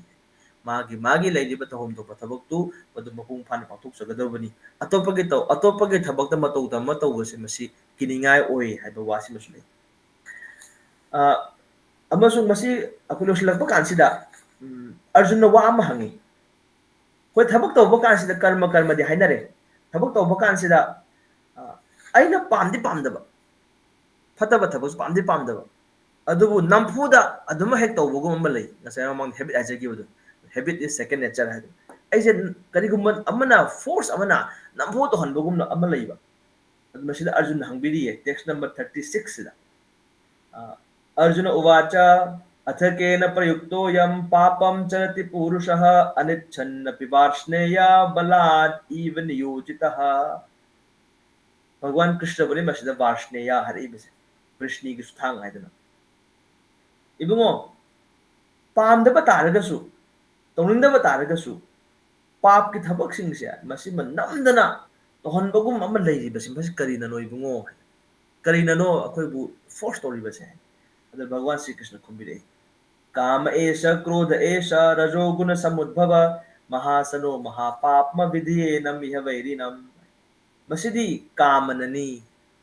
लस्टी डिजायर lust है lust for power lust for money lust for name fame adoration lust है अखोना simply अखोय physical और sexual वा अमनो नतबा ए मसी यामना intense desires intense hankering ओय पोसिंग से आइगी मिंचत फंगदब यादे सी फंगदब यादे आइगोंदा आइबु मिनक्चा गिबि याब्रा हाइबसिन असिगुम वखल से मसिगी आइगी ओयबा आइगी हाइबा desire से मसिना ने आइबु नंबु तोहलेबसे अमसुंग मसी मपुंग फाद्रबा कान अपाम पोट पुनमक से जगसरी मपुंग फाद्रबा कान कदौरे अनफुलफिल्ड डिजायर लेबा सिंगजी कदे मसिना को फ्रस्ट्रेशन पिरे मदन मरब ओइदना असावबल आले मसे करिनानो अकसा हाइगी रजोगुन हाइबदु अनलिमिटेड मसी ग्रीड एंड डिजायर हाइगी बदु अदुना मरब ओइना आइबने असावबल के थोलिबने अदुना मसिना मरब ओइना मसी के लस्ट हाइबसे मसीसिना जगत सिबु तुमना मंगन गदोरिबा अदुगुम मगुननी हाइबसे अदुना पुंसी हरप तम जखो थबा म तोबु कानसिदा एनी एक्टिविटी थबो हरप कानसिदा एखोय मसी कंट्रोल तनो होना गदबनी हाइबसे अखोय लस्ट मसीगी और रजोगुण से मसी अखोई कंट्रोल तो होनागदबनी अदु कांददा अखोई अदु मसी मसी होनाबसे कमा होनागदोरिबा सेंस कंट्रोल तौरगा सेंस कंट्रोल तौबदे कमाइन तौगनी अगी सेंसेस मयाम से अई खुद खोंग नाकोंग ले मनुंग सिदा इंद्रिय मंगा लई मिटने नाकोंगने नातोनने उनसाने लयिंगने मसी अखोइना नॉलेज गैदरिंग सेंसेस हाई अमस माना उरिबा मिना उरनी पामनी नाकोंग तारनी पामनी नातोन मन मनुंग सिरनी अदुमस पामुरनी लयिंगसिना माई महावम तंगोरे मदु चानिंगनी अदे उनसासिना कईगुंबा अमोनबा मोनमोन नावबु खरा थेंगोरे मदु पाइनिंगनी अपामसिंग मसी सेंस ऑब्जेक्ट्स है इंद्रिय सिंह असिबु मथुम मरंग होलेबा पोचाक सिंगसे मसी उरुबा कांसदा इंद्रिय सिंह फतन चिंगा चखिनी अदु मसिदेसदा आइगी पुनिंग माइंड सिने इंद्रिय सिंह फागा दौबनी अदु फा करिगुंबा माइंड से मसी प्रॉपर्ली गाइडेड ओइदबा तारगदी इंद्रिय सिंह अपामबदो मदुदा चलो सी चारे येंगो सी पाइरे येंगो सी सिंगांग येंगो हाइबसे माइंड सिने मदु इंजलाने करो माइंड से मंगोंदा चप चाबा गाइडिंग प्रिंसिपल खरा नमसी ngaत्रबनिना अदु माइंड सिबुना इंटेलिजेंस ना अमुक माना कंट्रोल तौगदबनी अदु इंटेलिजेंस ना वासे ngang हौद्रिंगा इंटेलिजेंस की थबक से कइनो प्रॉपर डिसीजन मेकिंग सिने माइंड सिना एक्सेप्टिंग एंड रिजेक्टिंग सिने माइंड की थबक सिना अदु सी पामे सी पामदे सी पामे सी पामदे हाबेसे अदु इंटेलिजेंस सिना ngang त्रेंगा सिदा माइंड से हम थुई माना हेत चोंगजिलगा थबक से तहन गिबेक तकुसे अवाबसे ताई दुबु मसे माइंड दगी इंटेलिजेंस है वांगे बनी इंटेलिजेंस दगी है वांग बसिना आत्मनी आइसिना अदुना आइजे कनानो आइगे पर्पस से कइनो खंजरबो तारगदी इंटेलिजेंस सिदा इन फजना हाइबा ngमगने इंटेलिजेंस से शार्प ओरगनी प्रॉपर गाइडेड ओरगनी अदु कांदरो कइदो इंटेलिजेंस ना माइंड सिदा हाइबा ngमगने बदु यादेको से सुमाइन तौ पुनिंग नंग सुमाइन खल्लु पुनिंग सुमाइन खल्लु अहलम सिंगना थना थाने कित इसे संकेत न याम सकपिरम mon शिक्षा हाइदन टीचिंग्स टू द माइंड जे को टीचिंग पी दबि यादे हाइबस अगी थबक कर्म से थबक हबो थबक अचुम थबक के तोबु ngam नबगे दमक्ता अदुना आई जे आत्मनी हाइबस खंगप कासिदी नसाई होल टोटल पूरा तोंगानबा एगी विजन अमला आगने है मधु अरबा कान दे कदौरे by deliberate steady once you steady the mind by deliberate spiritual intelligence बुद्धि से ने स्पिरिचुअलाइज ओइ भाबदी ईश्वर ग मदेनबा कृष्ण भक्ति ग मदेनबा अदुगो बुद्धि से मसिना मरम ओरगा मसि लाकदु आइगी फिजिकल और मेंटल स्ट्रेंथ ना कंट्रोल तब ngam जाने मसिदी मसि के दमक स्पिरिचुअल स्ट्रेंथ दरकार ओइ अदुना अखोय अहलमन सिंगना ईश्वर गे नाम सोनबा ईश्वर गी कथा ताजबा खोट हाय मैम से मसीग सुनरप कांददी आइगी स्ट्रेंथ फंगे अखोइना खुदमोन हारा कांदा योट हाइबसे महौसाना इंगबा पोटनी अखोइ आयरन बार हाइरसे मसी योट से अखोइना मैद इएगा थमबोय तारगदी मैसदे एकबा मा सुम सागलाने सुम सागलाने खर को धामनि गांसांग सारानी अदु कादना मसी अखोइना थेंगो पोट से मानम चाथेराने अदुबु योट हाय पोट से महौसाना इंजर पोटनी मसिना करिगो पोट अमा चाथे हनबे मंगोन सकले जदे मागी कैपेबिलिटी याउदे है पोट अमबु मा चाहनबगी अदुबु एकोइ ईश्वर को समदरुब तारगदी कृष्ण का समदरुब तारगदी भगवान की अदुगुम मागी याम शेंगबा क्वालिटी मयाम से एकोइदा योट द मैगी मगुन चलपगुम एकोइदा सु ईश्वर की प्यूरिटी दो मदु लागनी मदु ओरबा कांदे कदल हुजिक सुं पेन बनाइद्रबा एकोइ बियोय पुन मयकना हाइबा लस्ट हाइबसे लस्टी डिजायर हाइबसे मसीबुने काम हाइबसे मसी खुदुम चनम ngमलगनी ईश्वर समदरुब कांसिदा अदुने अखोइगी कर्म से तोरब थबक पुनमक से मसी प्रॉपर्ली चैनलाइज तब ngमगनी पुंसी आइगी पंदुंगुमना करिनो आइगी तोदब थबक न करिनो करमाइन चकन हाइबसिंग से मसी उब ngमलगनी मसु मक्तोब ngमलगनी अमसु मसी ओरब कांदा अखोइना हाना तोरब थबक सिंग से मसी अखोइना कर्म कांदा हाइ मसी के फोल चानिंगम फोल चानिंगमगे थबक तौबसे सि तोरग सिगी फोल फंगनी सि तोरग सर्ग कागनी सि तोरग सुमाइन तौगनी पाप कोकनी हाइबसिंग मसिंग जे अखोइ फोल चानिंगम कौइ मसी नखोइना कर्म कांदा हाइबसिना कर्म कांदा ओरब थबक सिदे कदौरे फोल सिंग से ईश्वर की सेवा द कचगेना हारबो अदु कांदे कदौरे कर्म योगा हाइनी योगा हाइबदि टू कनेक्ट हाइबनी ईश्वर ग मरि समसनबा ईश्वर ग मरि समदरब कांदादनी एखोइना गासाइगी कर्म गसे masi properly channelize tawang ngama agani last ka haidiba mind ga slo mo masi akuna control tawang ngama kadori base madu kanda di ai punsi khongchat che maike juma sat ngama agani hai base karma kanda degi karma yoga da lakadori ba kar ngasai pap thabak tarom madegi vikarma degi karma karma degi akarma hai bhakti ga mai da thabak to atorok hai base ne masi ne akuna masi journey se lambi je akuna me khana khang ba hajari base masi भाव तंग हाइजरगे हसीगिदी अखोई मसीदा पाजरीबे से हुजी chapter 3 की भगवत गीता की अहुम सुबा अध्याय की श्लोक निपुम दोय लास्ट श्लोक सिबो पाजरे मयाम की कृपा फंगजनबगी दमक्ता हरे Krishna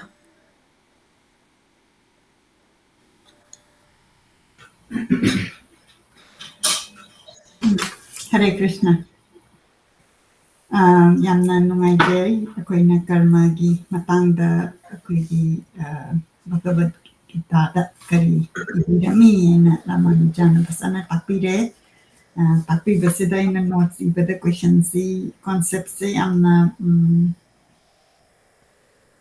anauba su yaure aduga yamna intense basu yaure aduga khara hena naina ragadi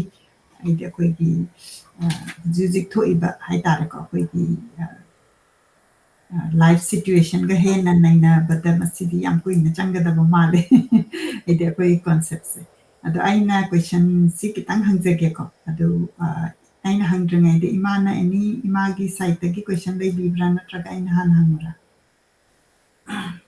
Hare Krishna, I question the I supplement when I do Jerake, Aduga Jana question hungry, but number one, I don't hungry all. Aduga Kanma Chika Manto Dana Sabata La Kanda Kanma Chika Rito Hinaching, but okay, like to Taki and Matumina and Yam, Kundayam Kanja, Yabatina Chade, I supplement it and talk again, Kandari, Matum later.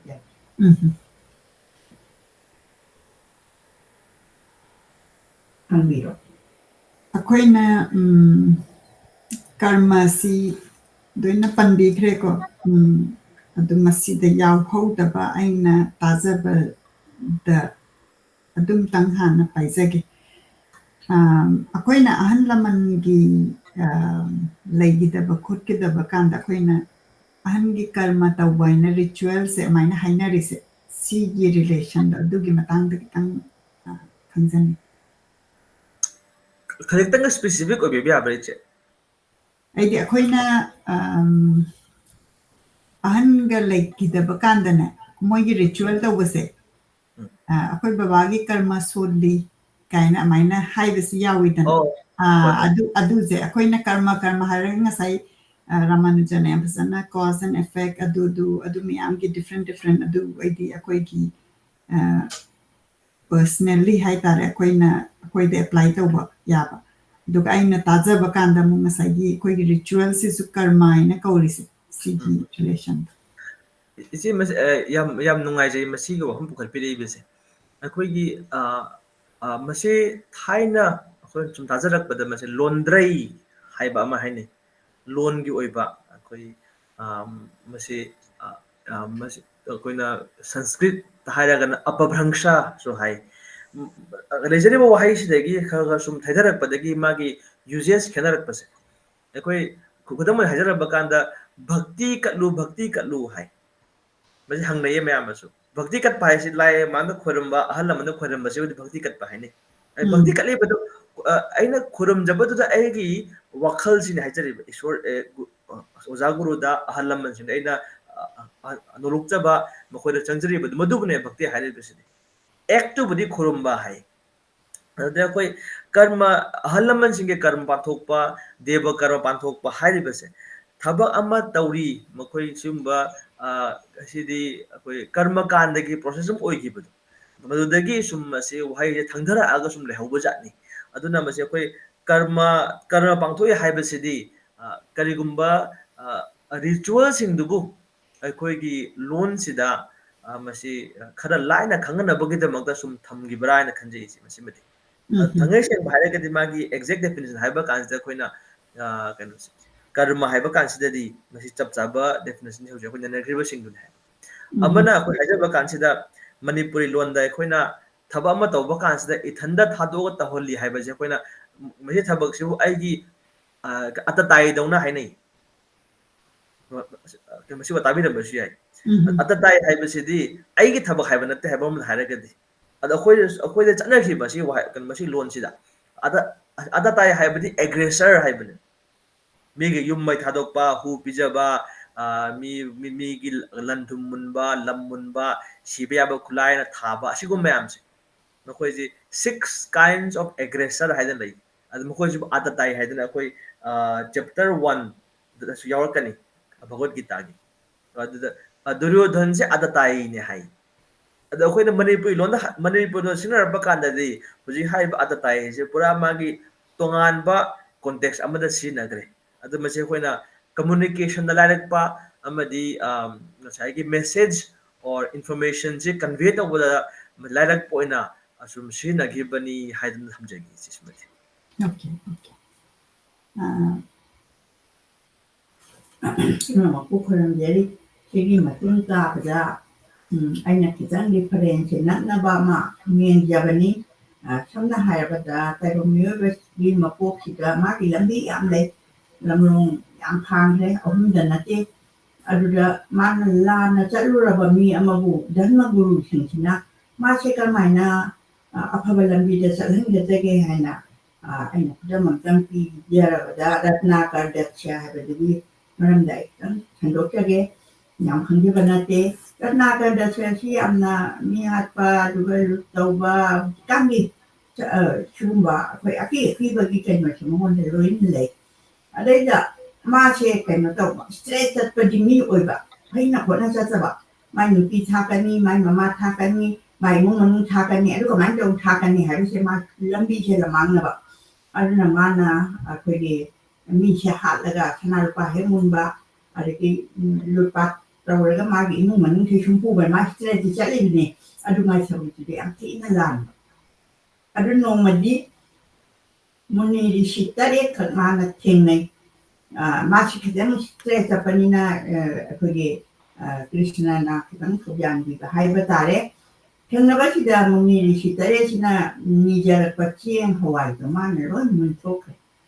Ida uno endam ka tau ni. Ada muni di sitare sina mabu ngapi lagi hai baduna sau ko ta muni di sau de. Moina hai rat na kan nang ngai ko nang ngachi ai ko di cara mung di cara na ban ni ru ko che. Nang mulli che na. Masigi akoi ki atma sina ngau do ni. Nang na ai ko i sen ka ke mun ga di aduna masih di pap saya nang di nupi thai hai le kwa atau nang nupi na ku bi ga ada di ima thai hai le pa thai mu man na ku bi ga pap saya na hai ma sam si dai si da kana ta na ku bi lo hai ba ya de ma na lu ri ni mu ni si sin na kana ta puro nang na tik na ngan na nang di nupi wa no o ba ni nang tha ka la na trai na mai to ba da di Wannan da ma shi karkata chum ta tora ga ai kari taurakan da ai pa ko ka da ge hai ba wahan ke mon da gi lasta magi ke na simuni de shi sin na han ba wahan ke aduna phare adudi nang rami nam che cholu hai ba na ma rami nam chon ba thok te aduna nang mora hai ba de hai bra hai na hai ba de mora de gi dam wan hi mai to da na Ratnakar hai ba akhoi Quran na nam ni hatana palam ba mi se muni ri shigim chingthi gi gai ki makha si dai ti da ma che na kano rami nam chola kana ma gi phatra ba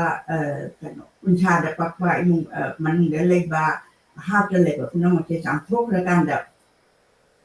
Ramayan ti han ba han ne i ba ba mi ki muni se ai samjan de ba mi ki muni se maha ne hai ba tinga sai mi hat na palam ba na chum thoke hai ba ma ju wi ba ma ta cheng na ishor ki tha je ba ora ga di ma na choi de na kan di hai ba se chin ba tang ai na pi je de na mo ko khem te yang ngai imana sana akhoi gi wali balmiki sika maina oi ki bana ma gi previous life sika no kai na maina pakti ba aduga ai di mana lambi amada chalam magasu spiritual path ta porakpada adugi kan khudam ne haizabata thank you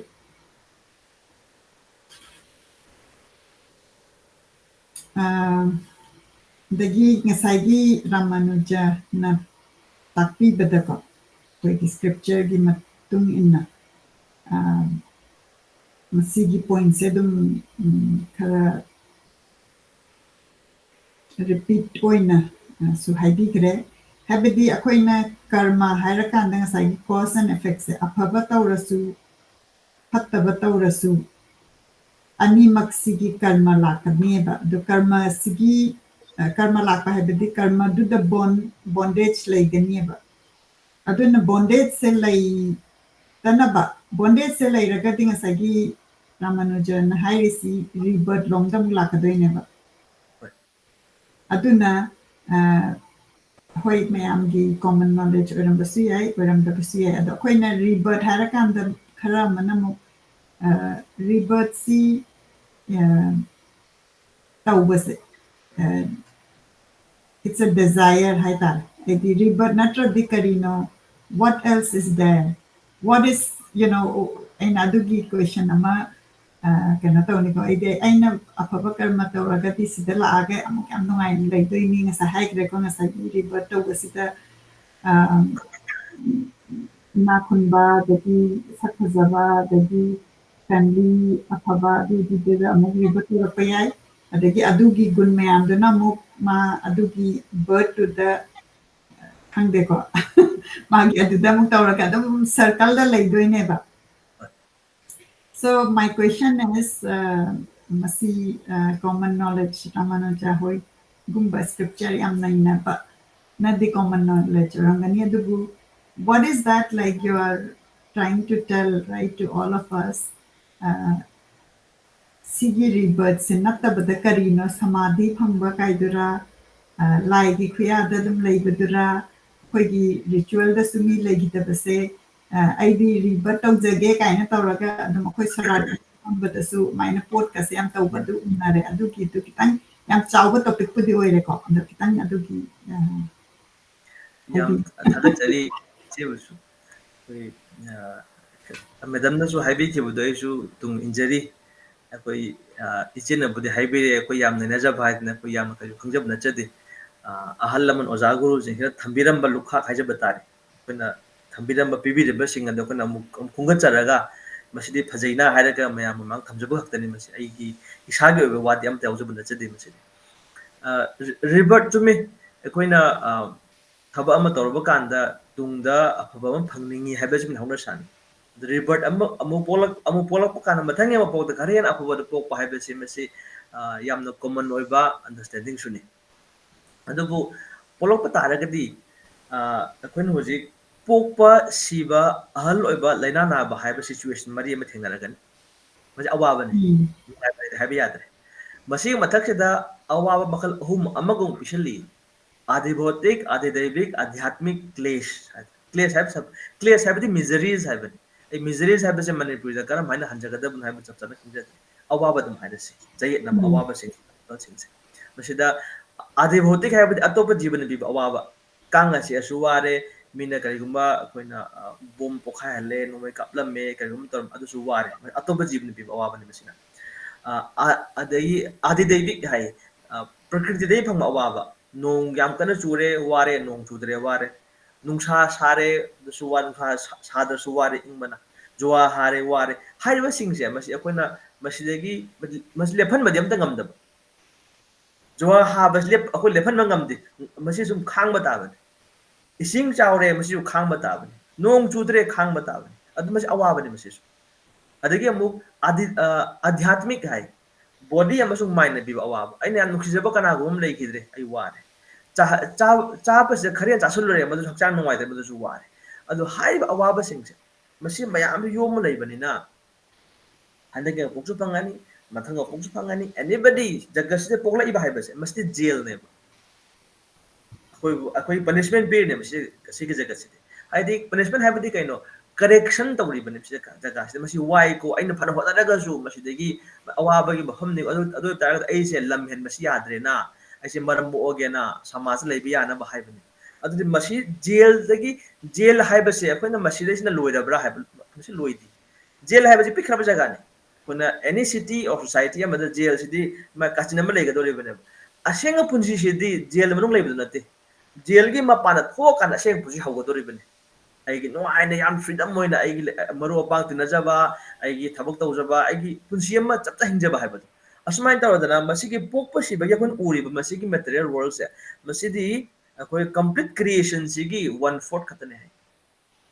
saruk ahum do saruk mari to amma khatang saruk ahum do di mapal naidraba spiritual world haribisne mafam duradi unlimited activities unlimited service unlimited bliss nungai be khamteng manai daba siba sunai daba pokpa siba haloi bhaibu do kan leitaba mafam du kai haire vai kuntha without anxiety akhoi leibasina full of anxiety ko leibasina ada mafam duda chatpa akhoi ishori khongul sai isi haibiri bodo ishori khongul tanjakhre ada madu kanda akhoi la ishori khongul tankhra koi si isoma yohra kanda koi activity kan mai tabaduna adumaina ma uhalli nate asem activity di jail lagi mapan to hagodori bani jail lagi manung lari ngada koi activity lai biya de musi de just suffering ne tongan tongan bakal suffering ada koi nungai na khajabasina suffering handarak pa kanda madu happiness ne khanba happiness hengalakpa haibasiga suffering handarakpa haibasiga mari kam ne deni se apna suffering ne amne happiness ne pani tongan me entity ne bani se ado khoi na masi ka haigani awaba kitang handarakpa sida hojik pu kamdo bari bagi hade khadi phare haibasi masi nungai boina khanba bodu nungai bana te nungai habasigi tongan be definition am le masi haubo angdo fangraba taragadi masi loibana ro do kala adu masigi akoi pokpu sibage jagase masidagi wang mala laba kanda sibana idaba pokpuna idaba adugumba eternal life maduda akoi chap chab nungai phanga to bunin haibidi adu akoi masida adubu karigum koina karigum situation amadagi akoi je poktaba yadre hairaga su ngasi akoina aigi matam habam lei aigi torbe activities mayam torum gadaba singdo madu aina ailosin mangam jadre hairagadi polak pataraga su aje proper well guided oiba punje mahing amada chatna bagade makne musi akoina karma gane nari basi suji madam ju haibige akoina fataba thok taw haibe sidi angang da su angang na wahai wangang matam base fataba ngang ba akam pen ngang ba sigum je hena masi khadan thuna tamgali hena so akoi tamjari adu masi pungning se phadaba tambiba lambi achum chaba tambiba haibase masi gi akoi awaba ge jago ojaba taraga su proper guidance ama pina bagida makta masi ko nazar ibne ko na chap ko na madu bhagwan magda ishwar magda hanjaba ngamjadre adu haiba taraga su kasu kaidre lari manung sidadi achum lambi chatsi ahwa thabak to haiba dugi madugi chana pathap tugi matuna hinjabani hajigi adi ngasagi aina question hanjabase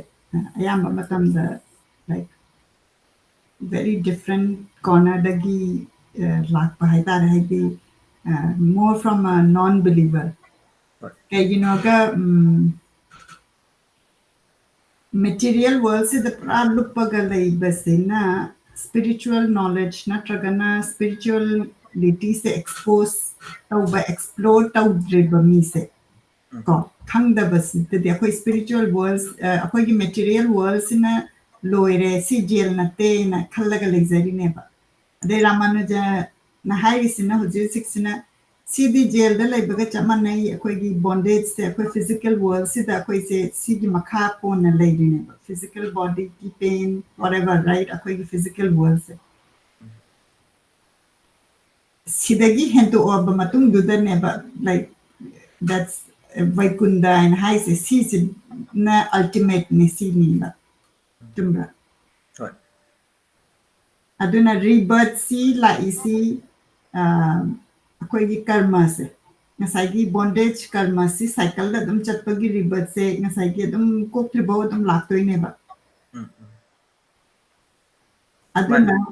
aduna ngasai gi different karma explain to bigi bada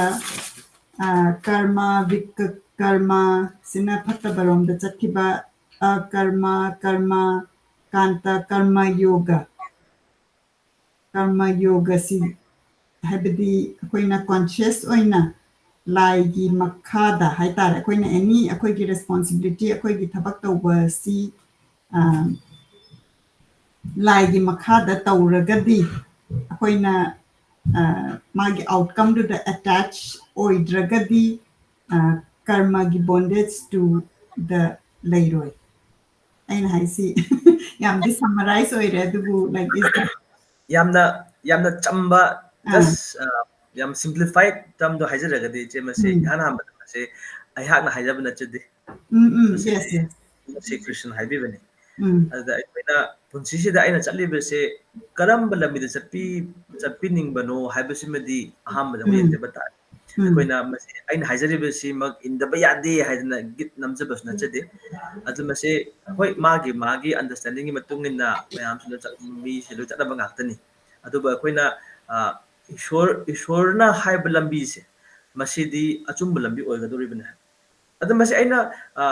ꯃꯁꯤꯗ ꯑꯩꯈꯣꯏ ꯙꯔꯃꯒꯤ ꯖꯥꯠ ꯕꯤꯖꯥꯠꯀꯤ ꯋꯥ ꯅꯠꯆꯗꯦ ꯃꯁꯤꯗꯤ ꯃꯤꯑꯣꯏꯕ ꯑꯃ ꯑꯣꯏꯕ ꯇꯥꯔꯒꯗꯤ ꯏꯁꯣꯔꯒꯤ ꯂꯝꯕꯤꯁꯦ ꯊꯤꯌꯨ ꯍꯥꯏꯕꯗꯤ ꯂꯩ ꯇꯣꯉꯥꯟ ꯇꯣꯉꯥꯟꯕ ꯂꯝꯁꯤꯡꯗ ꯑꯣꯏꯕ ꯇꯥꯔꯒꯁꯨ ꯑꯗꯨ ꯃꯥꯅ ꯄꯥꯝꯖꯔꯤꯕ ꯃꯥꯒꯤ ꯏꯟꯀ꯭ꯂꯤꯅꯦꯁꯟ ꯑꯗꯨꯒꯤ ꯃꯇꯨꯡ ꯏꯟꯅ ꯑꯗꯨꯝ ꯑꯗꯨ ꯈꯟꯖꯕ ꯌꯥꯏ ꯀꯔꯝꯕ ꯑꯩꯈꯣꯏꯅ ꯏꯁꯣꯔꯒꯤ ꯀꯔꯝꯕ ꯋꯥꯁꯤ ꯏꯟꯁꯤꯒꯦ ꯍꯥꯏꯕꯁꯤꯗ ꯇꯣꯉꯥꯟ ꯇꯣꯉꯥꯟꯕ ꯙꯔꯃꯁꯤꯡ ꯂꯩꯈ꯭ꯔꯦ ꯈ꯭ꯔꯤꯁꯇꯤꯌꯥꯅꯤꯇꯤꯒꯤ ꯑꯣꯏꯒꯦꯔꯥ ꯑꯗꯩ ꯑꯩꯈꯣꯏ ꯇꯣꯉꯥꯟ ꯇꯣꯉꯥꯟꯕ ꯙꯔꯃ ꯂꯩ ꯍꯤꯟꯗꯨ ꯑꯣꯏꯒꯦꯔꯥ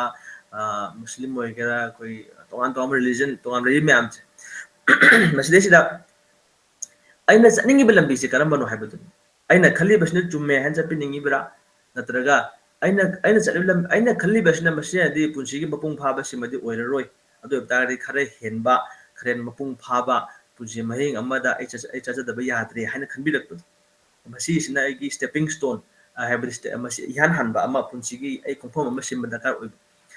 ꯑꯗꯨꯗ ꯍꯧꯖꯤꯛ ꯑꯩꯈꯣꯏꯅ ꯀꯔꯃ ꯕꯤꯀꯔꯃ ꯑꯗꯣ ꯃꯁꯤꯅ ꯇꯦꯛꯅꯤꯀꯦꯜ ꯇꯔꯝꯁ ꯈꯔꯗꯤ ꯍꯥꯏꯖꯔꯤ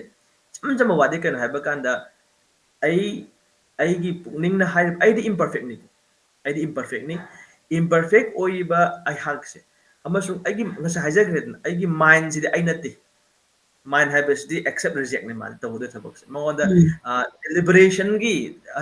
ꯑꯐ ꯐꯠꯇ ꯑꯆꯨꯝ ꯑꯔꯥꯟꯒꯤ ꯃꯉꯣꯟꯗ ꯕꯤꯆꯥꯔ ꯇꯧꯕ ꯉꯝꯗꯦ ꯃꯥꯏꯟꯗꯤ ꯑꯗꯨꯅ ꯃꯁꯤꯗꯤ ꯏꯟꯇꯦꯂꯤꯖꯦꯟꯁ ꯇꯧꯔꯛꯀꯗꯣꯔꯤꯕꯅꯤ ꯑꯗꯨꯗꯤ ꯑꯩꯒꯤ ꯏꯝꯄꯔꯐꯦꯛ ꯑꯣꯏꯕ ꯏꯟꯇꯦꯂꯤꯖꯦꯟꯁꯁꯦ ꯃꯁꯤꯒꯤ ꯃꯇꯨꯡ ꯏꯟꯅ ꯆꯠꯂꯒ ꯑꯩ ꯄꯨꯟꯁꯤꯗ ꯁꯨꯝ ꯏꯝꯄꯔꯐꯦꯛ ꯑꯣꯏꯕ ꯃꯑꯣꯡ ꯑꯃ ꯁꯨꯝ ꯂꯩꯈꯤꯁꯤ ꯍꯥꯏꯕ꯭ꯔꯥ ꯑꯩꯅ ꯈꯜꯂꯤꯕ ꯆꯨꯝꯃꯦꯅ ꯈꯟꯖꯔꯦ ꯍꯥꯏꯔꯒ ꯅꯠꯇ꯭ꯔꯒ ꯑꯁꯣꯏꯕ ꯃꯆꯦꯠ ꯑꯃꯠꯇꯐꯥꯎ ꯌꯥꯎꯗꯕ ꯏꯁꯣꯔꯒꯤ ꯋꯥꯐꯝꯁꯤꯡꯁꯦ ꯃꯁꯤ ꯏꯜꯂꯒ ꯑꯩꯒꯤ ꯄꯨꯟꯁꯤꯁꯦ ꯄꯔꯐꯦꯛꯁꯟ ꯄꯨꯔꯛꯁꯦ ꯍꯥꯏꯕ꯭ꯔꯥ ꯃꯗꯨꯅꯦꯕ ꯑꯩꯈꯣꯏꯅ ꯉꯁꯥꯏ ꯍꯥꯏꯖꯕꯗꯣ ꯑꯐꯕ ꯀꯔꯝ ꯐꯠꯇꯕ ꯀꯔꯝ ꯍꯥꯏꯔꯗꯤ ꯁꯨꯃꯥꯏꯅ ꯂꯥꯛꯑꯁꯦꯕ ꯑꯩꯒꯤ ꯑꯄꯥꯝꯕꯗꯨꯗ ꯁꯨꯝ ꯇꯧꯔ ꯆꯠꯀꯦ ꯍꯥꯏꯕ꯭ꯔꯥ ꯅꯠꯇ꯭ꯔꯒꯅ ꯄꯔꯐꯦꯛ ꯑꯣꯏꯕ ꯏꯁꯣꯔꯒꯤ ꯄꯔꯐꯦꯛ ꯁꯣꯔꯁꯇꯒꯤ ꯂꯥꯛꯄ ꯄꯔꯐꯦꯛ ꯅꯣꯂꯦꯖꯇꯣ ꯃꯗꯨ ꯏꯜꯂꯒ ꯆꯠꯀꯦ ꯍꯥꯏꯕ꯭ꯔꯥ ꯑꯅꯤꯁꯤ ꯌꯦꯡꯕꯤꯔꯣ ꯔꯤꯖꯜꯇꯣ ꯁꯣꯝꯒꯤꯅ ꯄ꯭रोस एंड कॉन्स सिनी सोम इल्लगना सि लेरे सोमना सि लेरे अदु तारगदि चॉइस इज योर्स खनबिरो अदु अनिमक्स आई चट्लि बददा होय आई अखो मी अम ओइना दुम चटप याय हायरगसु मसिदा कोइना काइथि अफो फत्ता बाहायबसिदि मसिदि कनो ओइये रिलेटिव ओइये अफबसिजु अइगिदमक अफबसे कनागुम अमगिदमक फत्ता बोइबा याय one man's food is another man's poison जो हाइनरिबने अदुना अफा फत्ता हाइबसे आइना लेपा यारमद्रे बसेबदि ईश्वरना हाइबदो मदु इनबि हाइबा कासदा केनदा ईश्वरना हाइबा वासिदा अखोइगी करिगुम्बा फत्तनाबु वामति यावरे है लोइनमकि मंगोल ओइबगी वांगतन यावकदरिसदा अदु अखोइ नैनद्रिङाइदा अखोइना हंद्रिङाइदा खंद्रिङाइदा अखोइना कंक्लूजन पिसिनबसे मसी लानगनी हाइबसे अखोइना मसी थिजन बखरा चंगी हंजिन बखरा चंगी आइना खले भेन चुम्मे आइना तारो बदन चुम्मे हाइबसे हियर से हाइबदुना दि चप्पि याद मयामना हाइ मयाम चदे हाइबदु याद अदगी हुजिकी सी द ngасai सुपन बिग्रे को अखोइना थबक अमा तौब कांदा नंगी रिस्पांसिबिलिटी सी तौबसी नंगी ड्यूटी नंगी रिस्पांसिबिलिटी सी तौबसी द लाइगी मखादा हाइ तारे को मागी गाइडेंस हाइगद्रा अदुगी मखादा अदुमाइना तौरगा चटपा हाइन हाइरेको अदगी अखोइगी रिस्पांसिबिलिटी नत्रगा अखोइगी थबकसे चुम्मिरा लालेरा आइगी ड्यूटी से चुम्मिरा लालेरा हाइन हाइसिदा नेक्स्ट क्वेश्चन नेबा अदोइदि ngасai कमेंट ngасaiगी ताकपी बद पनबिग्रे वेद शास्त्र द इबिरंब नॉलेज से सिदैसिदा अफा फत्ता अदुगुंबा मयामसी नैनारे हारेको अदुदा अइना हंगनिंगिबना अखोइगी सोसाइटी दा particularly Manipur society दा अखोइसी different school da tamme adagi lai khuramba haire akoi aboki adagi imagi ade baba hoi ki maning da akoi injara kanda khuramba se su lai ki da chalaga oh joy haranga sa hai selfish keno spekha singa mandi ko ai thabak se phangan di ko adumai taraga akoi gi oi ba pot hang lei re ba right aduna sastra da kari irami keno da irami kaise tasengna haisine ai akoi hujik pura middle age oira kadora ba miyoi na sastra padriba mini ba kaise adoidi akoi gi sastra naina ba sastra tambi ba spiritual tambi ba angang sing da akoi na cc akoi kari initiative lobi at least ai gi experience da aina खंगजदबा न हेनबा हाइगद्रा नत्रगा कोई conflict चावरपगी मपान थोलक्तबा हाइगद्रा अखोइना इसाना होय लारिकल कितंग पारागा याम कन्ना दगी आइकोना मसीगी episode सी मथंगदसु मुग लाके को अखोइना spirituality से चंगकपा कांदा मो अखोइना फेस अमदा वराउ बिरोय को हाइबिबिदि आइन हाइजबसे monk adagi akoigi pandit adu kind haigi besida ai kon de am put off to give kara incident kara su yaw gra isamak ta su duga akoigi long akoigi makhagi ta su yam yaw gra masiki so akoi dum naina se ba open de adoi di akoina shastra si khangda bana ne mang sai gi nga sai harai do akoina panyam na thabak se tawra kan de successful oiraga su clarity mind clarity lakta ba natra adu the frustration the desire ne helakpa helakanda phangragana frustration helak anger helakpa anger dagi frustration lakpa du yamna fasana haidi greko adoi di akoina shastra si thangba masi naina bhai sa koina ngasai gi direct ta ba ina koi gi yam fazaba culture de ramni adubu ayamba matam da masi tawbasi akoina aina ngangoni ni den hen tawi huzik ken tawi play de khangzebre adu yamna phai dagi ngasai koi gi knowledge se khang pakan nga sai chanting su pan bi ki ko koina chanting gum ba tawra kan nga sai mind control se ka mind taw ba nga makan ni kan hai ba nga sai gi 5 sense se control taw ga da bani adu ka mind taw ni kan na koina na sigum ba gi opportunity se sigum ba gi initiative si ju se ka mind na manipur ki phibam da iskon da lai bi bani na sigum ba se dum koi gi public ta offer ta bibra natraga kamain ta wisi gi maram da kitang khangsan thaga chari che mathang haibe gi badu batung ne hajara gi akoina karma kanda khot mayam si hai ge mayam akoi self realization gi de bakani ba khot pa hai basti masidi hai da ba ya da ba gi masidi aina atum dong hajare dubule akoina uptarak ba kanda di kedogi hai bada ni bese ishod gi di hai doctor oininge prekha pass taninge thabak tamai pa ninge sel phangninge anything meaning bese ishod gi niu kaino ha jokon ni bese ishod gi ni da ishod si di koi ma hai bi bese ai ji bunna maki mapa ni ju hai bi di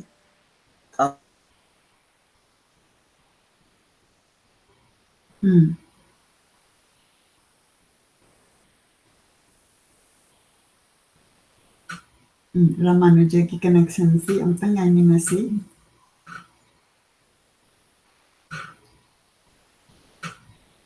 yang biri ba pumna magpu thagachari akoigi comment sing su dum lokhachage duga any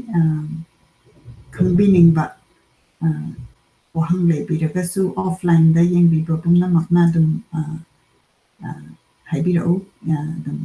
akoi mathangi session da dum akoi lokhachage koi namasida nainarisi am kanna koi Hinduism religion gi wanate koi na spirituality se chalakpa kanda koi ge khwaidagi nakpa aina host wizabani na duga koi maka koi hen nakpa hai tare ko koi iskon si koi dum chawpa dagi taw loina jarakpani aduna han lokhachabani Sanatumba Konjengbam ꯅꯣꯏ ꯌꯥꯝ ꯐꯖꯕ question ꯑꯃ ꯍꯪꯕꯤꯔꯛꯏ ꯑꯩ ꯑꯃꯨꯛ ꯔꯥꯃꯥꯅꯨꯖ ꯆꯪꯕꯤꯔꯛꯑꯦ ꯆꯪꯁꯟꯕꯤꯔꯛꯑꯦ ꯑꯩ ꯑꯃꯨꯛ ꯄꯨꯈꯠꯆꯔꯛꯀꯦ ꯃꯈꯥ ꯇꯥꯕꯤ ꯃꯩ ꯃꯨꯠꯈꯤꯗꯅ ꯑꯣꯀꯦ ꯑꯗꯨꯅ ꯑꯩꯈꯣꯏ ꯍꯧꯖꯤꯛ ꯍꯥꯏꯖꯕꯗꯣ ꯑꯩꯈꯣꯏ ꯅꯤꯕꯁꯤꯗꯤ ꯏꯁꯣꯔꯗꯒꯤ ꯅꯤꯒꯗꯕꯅꯤ ꯅꯤꯕꯗ ꯀꯩꯝꯇ ꯂꯥꯟꯗꯦ ꯑꯩꯈꯣꯏ ꯄꯨꯛꯅꯤꯡꯒꯤ ꯑꯄꯥꯝꯕ ꯍꯥꯏꯖꯕ ꯁꯤꯃ ꯑꯩꯈꯣꯏꯅ ꯀꯩꯒꯨꯝꯕ ꯅꯤꯖꯕ ꯊꯕꯛ ꯑꯣꯏꯅꯕ ꯑꯣꯏꯔꯣ ꯃꯁꯤ ꯅꯤꯒꯗꯧꯕꯅꯤ ꯃꯁꯤꯗ ꯀꯩꯝ ꯂꯥꯟꯗꯦ ꯏꯁꯣꯔꯒ ꯁꯝꯅꯔꯤꯗꯅ ꯑꯥꯏꯗꯔ ꯗꯥꯏꯔꯦꯛꯂꯤ ꯏꯟꯗꯥꯏꯔꯦꯛ ꯁꯝꯅꯒꯗꯕꯅꯤ ꯑꯗꯨ ꯑꯣꯏꯔꯒꯗꯤ ꯐꯔꯒꯅꯤ ꯍꯥꯏꯕ ꯅꯣꯡꯃꯒꯗꯤ ꯏꯁꯣꯔ ꯁꯝꯅꯔꯛꯄ ꯀꯥꯟꯁꯤꯗ ꯃꯥꯁꯤ ꯄ꯭ꯌꯨꯔꯤꯐꯥꯏ ꯑꯣꯏꯔꯛꯀꯅꯤ ꯉꯁꯥꯏ ꯑꯩꯅ ꯍꯥꯏꯖꯈꯤꯕ ꯃꯩꯗ ꯌꯣꯠꯁꯤꯅ ꯊꯝꯃꯨꯔꯕ ꯀꯥꯟꯁꯤꯗ ꯌꯣꯠꯅ ꯁꯨꯝ ꯁꯥꯒꯠꯂꯛꯀꯅꯤ ꯍꯥꯏꯖꯈꯤꯕꯗꯣ ꯑꯗꯨꯃꯥꯏꯅ ꯇꯧꯗꯅ ꯑꯦꯅꯤ ꯍꯥꯎ in one way or the other ꯁꯨꯝ ꯁꯝꯅꯒꯗꯕꯅꯤ ꯁꯤꯅꯤ ꯃꯈꯣꯏꯁꯤ ꯍꯥꯏꯕꯤꯈꯤ ꯄꯟꯗꯤꯠ ꯑꯣꯏꯕ ꯃꯣꯡ ꯑꯣꯏꯕ ꯃꯌꯥꯝ ꯊꯦꯡꯅꯔꯨꯕ ꯀꯥꯟꯁꯤꯗ खतंग नुंगाइतब थौदोक हाइबेबन चेंग सागिदो अदुगुम सिगुम थोए कैगन हाबदे अखोई से के हाइजगनी लेबिदिबा मयाम सिना मयाम सिबु नुसीना ओनहनबिरगा गाइड तौबिगदब सिदा मसी लाइबक थीबा हाइगदरा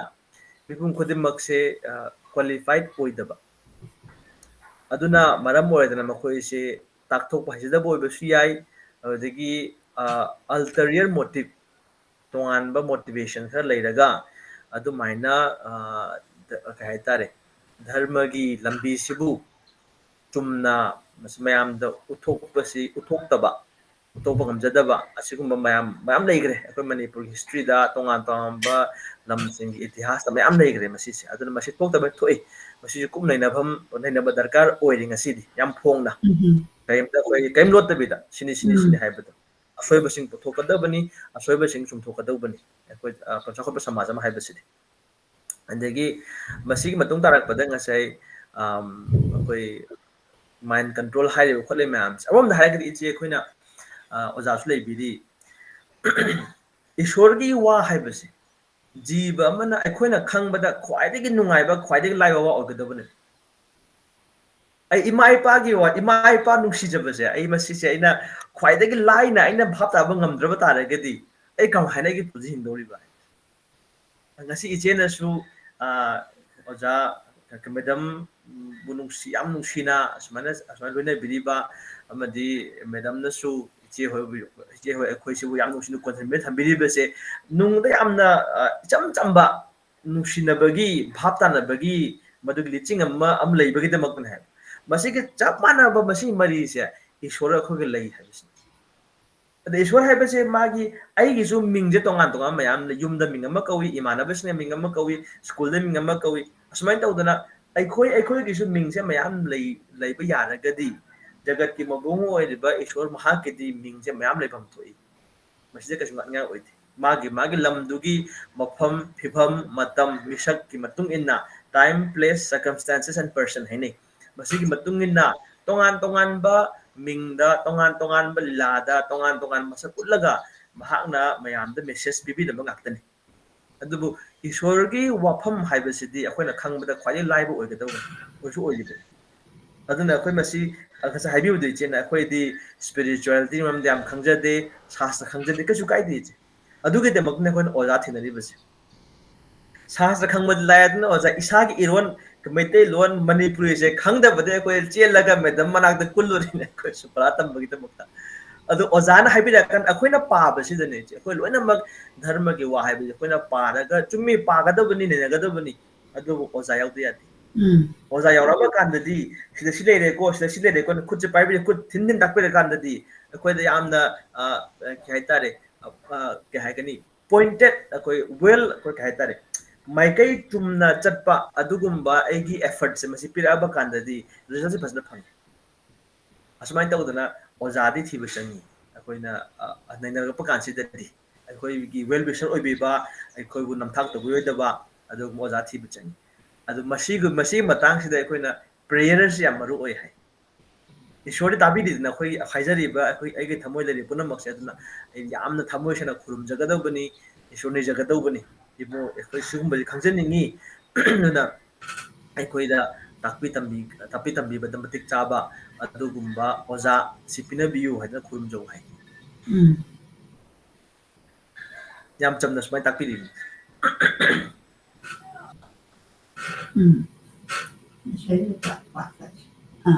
ꯑꯗꯨꯗꯤ ꯍꯣꯏ ꯑꯗꯨꯒꯤ ꯁꯤ ꯀꯩꯅꯣ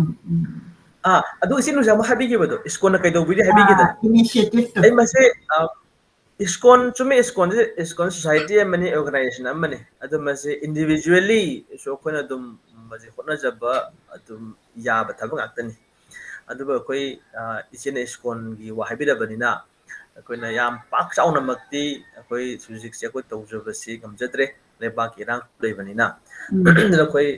ꯌꯥꯝꯗ꯭ꯔꯕꯗ ꯅꯣꯡꯃꯥꯏꯖꯤꯡꯗ ꯃꯌꯥꯝ ꯄꯨꯜꯂꯤ ꯃꯟꯗꯤꯔꯁꯤꯗ ꯑꯩꯈꯣꯏ ꯃꯦꯗꯤꯇꯦꯁꯟ ꯇꯧꯕ ꯃꯌꯥꯝ ꯇꯝꯕꯤ ꯀꯤꯔꯇꯟ ꯇꯧꯕ ꯇꯝꯕꯤ ꯑꯗꯒꯤ ꯁꯥꯁ ꯅꯩꯅꯕ ꯑꯌꯨꯛ ꯉꯟꯇꯥꯗꯒꯤ ꯍꯧꯔꯒ ꯑꯩꯈꯣꯏꯅ ꯚꯒꯋꯠ ꯒꯤꯇꯥ ꯁ꯭ꯔꯤꯃꯗ ꯚꯥꯒꯋꯠ ꯅꯩꯅꯖꯕ ꯑꯃꯁꯨꯡ ꯃꯁꯤ ꯑꯩꯈꯣꯏ ꯏꯟꯇꯔꯦꯛꯇꯤꯞ ꯁꯦꯁꯟ ꯃꯌꯥꯝ ꯑꯃ ꯊꯝꯖꯩ ꯅꯣꯡꯃꯥꯏꯖꯤꯡ ꯅꯨꯃꯤꯠꯁꯤꯗꯗꯤ ꯋꯥ ꯍꯪꯅꯤꯡꯕ ꯈꯣꯠꯅꯤꯡꯕ ꯃꯌꯥꯝ ꯇꯥꯟꯅꯕ ꯈꯣꯠꯄ ꯇꯧꯕ ꯑꯃꯗꯤ ꯉꯁꯥꯏ ꯑꯩꯈꯣꯏꯅ ꯄ꯭ꯔꯦꯛꯇꯤꯀꯦꯜ ꯇꯥꯛꯈ꯭ꯔꯤꯕ ꯃꯌꯥꯝꯁꯦ ꯄ꯭ꯔꯦꯛꯇꯤꯀꯦꯜ ꯑꯦꯄ꯭ꯂꯤꯀꯦꯁꯟ ꯇꯧꯔꯛꯄ ꯀꯥꯟꯁꯤꯗꯗꯤ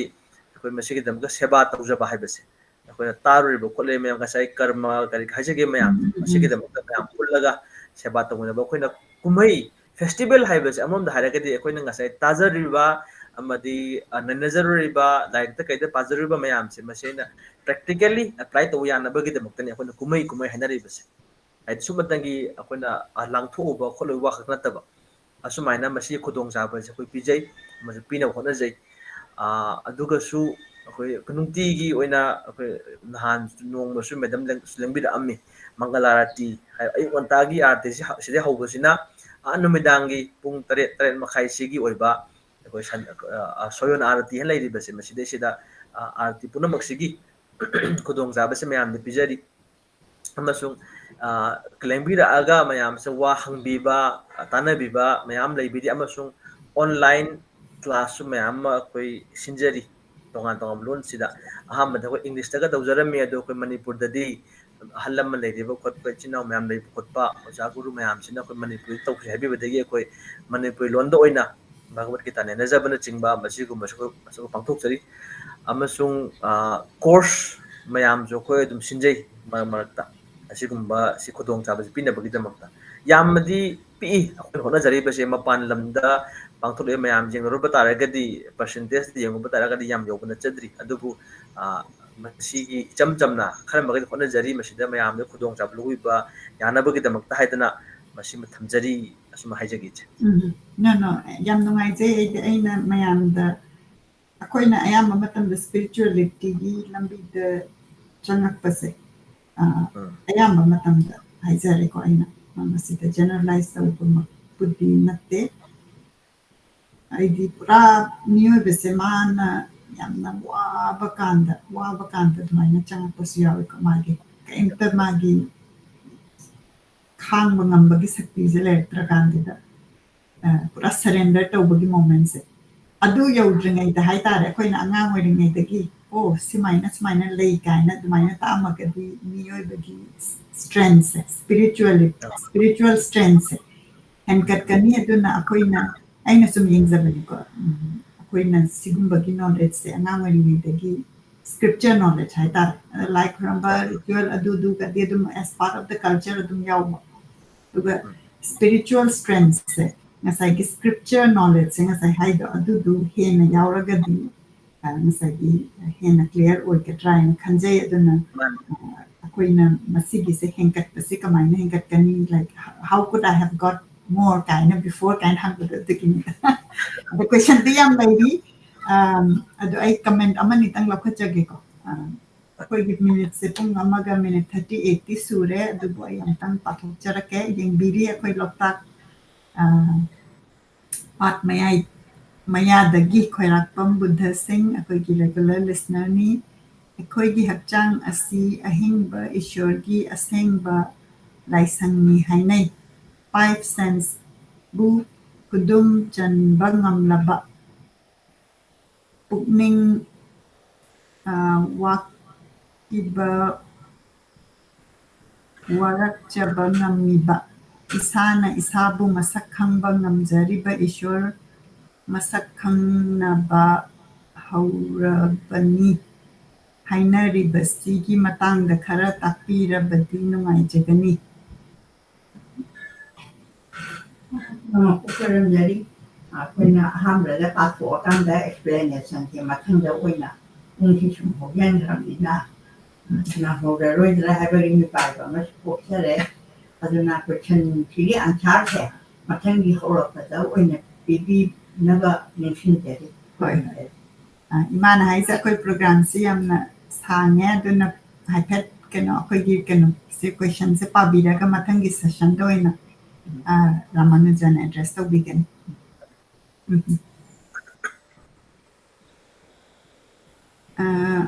ꯔꯥꯃꯥꯅꯟꯗ ꯇꯈꯦꯜꯂꯝꯕꯝꯅ ꯈꯨꯔꯨꯝꯖꯔꯤ ꯑꯩꯈꯣꯏ ꯃꯌꯥꯝꯅ ꯉꯁꯤꯒꯤ ꯁꯪꯁꯥꯔꯗ ꯋꯥꯔꯤꯕ ꯑꯃꯗꯤ ꯊꯣꯛꯂꯤꯕ ꯄ꯭ꯔꯣꯕ꯭ꯂꯦꯝꯁꯤꯡꯁꯤ ꯁ꯭ꯄꯤꯔꯤꯆꯨꯋꯦꯜ ꯑꯦꯕꯁꯦꯟꯠ ꯑꯣꯏꯕꯒꯤꯔ ꯁꯣꯂꯨꯁꯟ ꯇꯥꯛꯄꯤꯌꯨ ꯑꯩꯅ ꯍꯪꯕꯤꯔꯛꯏꯀꯣ ꯑꯩꯈꯣꯏꯒꯤ ꯍꯧꯖꯤꯛ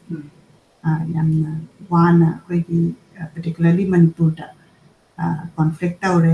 ꯇꯧꯔꯀꯥꯟꯗ ꯑꯃꯨꯛ ꯅꯦꯆꯔꯦꯜ ꯗꯤꯖꯥꯁꯇꯔ ꯑꯃꯨꯛ ꯌꯥꯝ ꯂꯥꯛꯑꯦ ꯑꯗꯨꯅ ꯃꯤꯉꯣꯏꯗ ꯑꯩꯈꯣꯏꯗ ꯈꯜꯍꯟꯕꯗꯣ ꯑꯩꯈꯣꯏ ꯁꯨꯃꯥꯏꯅ ꯌꯥꯝꯅ ꯁꯤꯒꯨꯝꯕ ꯊꯣꯛꯏꯁꯦ ꯀꯔꯤꯒꯤꯅꯣ ꯀꯥꯏꯅ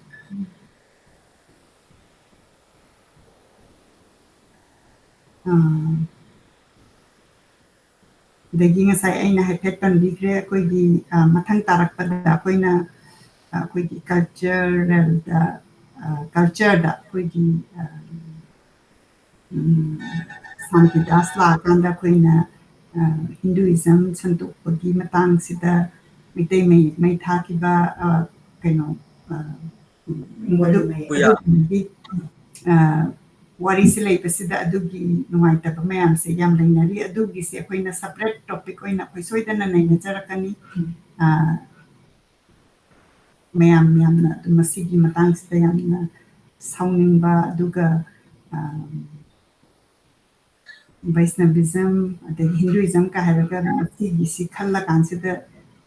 ꯀꯩ ꯍꯥꯏꯅꯤ ꯇꯥꯅꯤꯡꯗꯕ ꯑꯗꯒꯤ ꯏꯃꯨꯡꯗ ꯑꯍꯜ ꯂꯃꯟꯅ ꯍꯤꯟꯗꯨꯏꯖꯝ ꯕꯩꯁꯅꯕꯤꯖꯝ ꯆꯪꯉꯒꯁꯨ ꯑꯗꯨꯒꯤ ꯈꯔ ꯂꯩꯕꯁꯦ ꯃꯁꯤ ꯑꯩꯈꯣꯏ ꯀꯣꯟꯅ ꯅꯩꯅꯖꯔꯛꯀꯦ ꯃꯁꯤ ꯍꯥꯏꯔꯒ ꯑꯩꯈꯣꯏ ꯀꯃꯦꯟꯁꯤꯡꯁꯤ ꯏꯃꯥ ꯑꯩꯈꯣꯏ ꯃꯊꯪꯗ ꯄꯨꯂꯞ ꯄꯥꯔꯁꯦ ꯃꯁꯤꯒꯤ ꯃꯇꯝꯁꯤ ꯈꯤꯇꯪ ꯂꯧꯈꯤꯕꯅ ꯀꯃꯦꯟ ꯄꯥꯊꯣꯛꯍꯟꯅꯤꯡꯉꯤ ꯑꯗꯨꯕꯨ ꯃꯇꯝꯒꯤ ꯌꯦꯡꯉꯀꯥꯟꯗ ꯌꯥꯔꯒꯅ ꯀꯃꯦꯟꯁꯤꯡꯗꯨ ꯄꯥꯊꯣꯛꯑꯒ ꯃꯊꯪꯗ ꯑꯟꯁꯥꯔ ꯄꯤꯕꯁꯨ ꯌꯥꯅꯤ ꯑꯗꯨꯃꯥꯏꯅ ꯆꯠꯄꯅ ꯐꯕ꯭ꯔꯥ ꯍꯥꯏꯅ ꯑꯩꯒꯤ ꯋꯥꯈꯜꯗꯁꯨ ꯑꯗꯨꯃꯥꯏꯅ ꯂꯩ ꯑꯝꯇꯪ ꯄꯥꯊꯣꯛꯇꯣꯏꯔꯣ ꯏꯆꯦ ꯀꯩꯅꯣ ꯀꯣꯃꯦꯟ ꯈꯔꯁꯨ ꯌꯥꯎꯔꯤꯌꯦ ꯑꯗꯨꯝ ꯑꯝꯇꯪ ꯄꯥꯕꯤꯔꯣ ꯑꯗꯒꯤ ꯍꯔꯤꯖꯩ ꯍꯟꯁ SH ꯍꯔꯦ ꯀ꯭ꯔꯤꯁꯅ ꯍꯥꯏꯕꯤꯔꯛꯏ ꯍꯔꯦ ꯀ꯭ꯔꯤꯁꯅ ꯍꯧꯖꯤꯛ ꯊꯣꯛꯂꯤꯕ ꯑꯃꯗꯤ ꯊꯣꯛꯈ꯭ꯔꯕ ꯏꯔꯥꯡ ꯀꯌꯥ ꯑꯁꯤꯒꯤ ꯍꯧꯔꯛꯐꯝ ꯑꯁꯤ ꯂꯦꯛ ꯑꯣꯐ ꯁ꯭ꯄꯤꯔꯤꯆꯨꯋꯦꯜꯅ ꯑꯣꯏꯒꯗꯣꯏ ꯅꯠꯇ꯭ꯔꯥ ꯃꯔꯝꯗꯨ ꯐꯖꯅ ꯁꯨꯒꯥꯏꯅ ꯑꯃꯨꯛꯇ ꯍꯥꯏꯕꯤꯔꯕꯗꯤ ꯌꯥꯝꯅ ꯅꯨꯡꯉꯥꯏꯖꯅꯤ ꯍꯔꯤꯕꯣꯜ ꯍꯥꯏꯅ ꯍꯥꯏꯕꯤꯔꯛꯏꯀꯣ ꯃꯁꯤ 2 different ꯄꯔꯁꯟꯗꯒꯤꯅꯤ ꯍꯪꯕꯤꯔꯛꯏꯁꯦ ꯑꯩꯈꯣꯏꯅ ꯍꯧꯖꯤꯛ ꯍꯧꯖꯤꯛꯁꯦ ꯑꯩꯈꯣꯏꯁꯦ ꯌꯥꯝ ꯔꯤꯐ꯭ꯂꯦꯛꯇꯤꯞ ꯃꯣꯠꯇꯅꯤ ꯂꯥꯛꯅꯔꯤꯁꯦ ꯑꯗꯨꯒ ꯇꯁꯦꯡꯅ ꯑꯩꯈꯣꯏ ꯂꯥꯏꯕ꯭ꯔꯦꯔꯤ ꯑꯣꯐ ꯃꯅꯤꯄꯨꯔ ꯐꯥꯏꯟꯗꯤꯡ ꯗ ꯚꯣꯏꯁꯅꯁꯨ ꯑꯩꯈꯣꯏ ꯁ꯭ꯄꯤꯔꯤꯆꯨꯋꯦꯜ ꯄ꯭ꯔꯣꯒ꯭ꯔꯥꯝ ꯑꯃ ꯍꯧꯖꯕꯁꯤꯁꯨ ꯑꯩꯈꯣꯏꯁꯦ ꯍꯦꯛ ꯄꯣꯛꯂꯛꯄꯗꯒꯤ ꯀꯣꯟꯐ꯭ꯂꯤꯛꯀꯤ ꯉꯁꯥꯏꯒꯤ ꯁꯥꯏꯀꯜꯁꯦ ꯑꯗꯨꯝ ꯂꯩꯕ ꯑꯗꯨꯅ ꯃꯁꯤꯒꯤ ꯔꯤꯐ꯭ꯂꯦꯛꯇꯤꯞ ꯃꯣꯠꯇꯨꯗꯅꯤ ꯑꯩꯈꯣꯏꯅ ꯍꯪꯖꯔꯛꯏꯕ ꯀꯣꯏꯁꯟꯁꯦ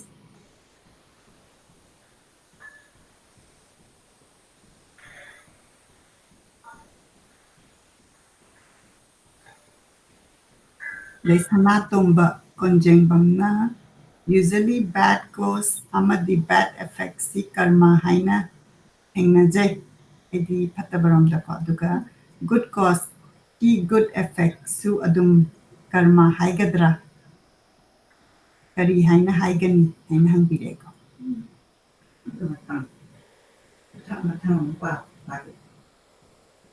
masida kamensi loijare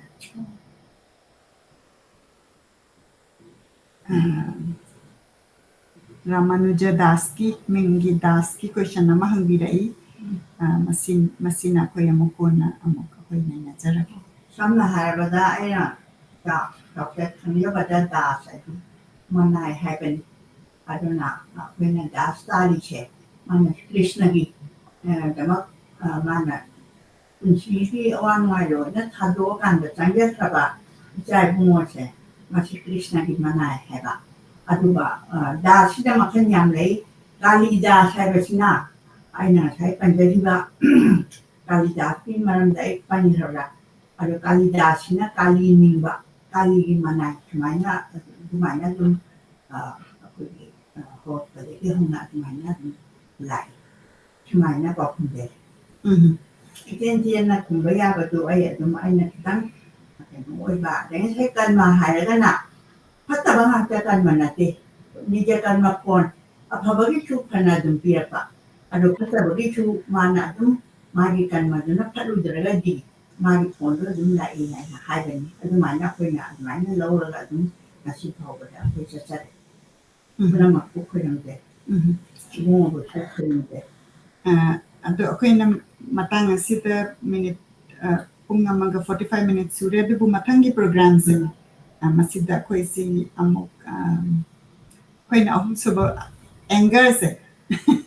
anger sih sekitar tham pada kita tamu tham bani ado muk ngasih program sih muk tahu rakan tu dah ngasih raman jana kau di Bhagavad Gita dah tapi ramba mayam sih amna point yang lagi kau yang repeat amuk taza raga hand question amuk tolak ni question sih ay masih dah doin iba sih so kau yang nanya bangam hodre aduga ngasagi main take away sih dah kau yang Veda sastra khangba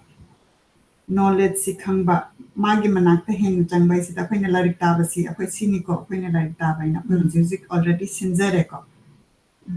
si na matangi amuk lah pakanda amuk aku hen knowledge sih tu khangba horagani second something very interesting ngasagi chanting sih dagi ngasagi kirtan tauba kaina hari sih sigi madam sida sumhaket aina tang khangning dana tawrak pakanda Chaitanya Mahaprabhu gi wari sih si kitang aina mo mana aku gi Hare Krishna gi Mahamantra sih kamaina sandoki kaina dumaina tawrak pasida mathangi session sida magi maramda kitang aku da samrapna introduce to birakanda koina Hare Krishna and Hariba Mahamantra si kamaina hoki bano masi tawragana kamaina kanai ka haraga koi the chanting si tang tambiraga koi si chanting session third the session si da tau sira ina ingon da wakana malai kan bi amani jana unga se mo wakana da mo gai those yam phawani adu de koina matang da masi sinjarage aduga koi gi chanting tawbasida koina mi si kitang koi ahambagi hobasida koi mi khara yangminna si na invite tawzari aduna new kanta chant tawdaba su adam yawbininga-gadi kana tawbiro aduga yamna experience oiraga su adam haibiro aduga koi ahambagi tawbasi tamina kanda antang aigi bi ahamba oidoin chant tawbasi koina iskon daga chatpa lai khon ba chatpa da chan tawba aduga tasengna takpirakan koi ma daga takpiraga imanam si chan tawba horise asmai tawdana kamaina chan tawba no kai da dugi kitang knowledge khanjani ya kana jam phawani dudi masih gidi program masih matang asih da loisinjarage namappu thagachari aduga ramanujan bu amna thagachari ngasi koi takpi bagi ima busu supplement bagi tamata yam thagachari kurumjari Hare Krishna no kurumjari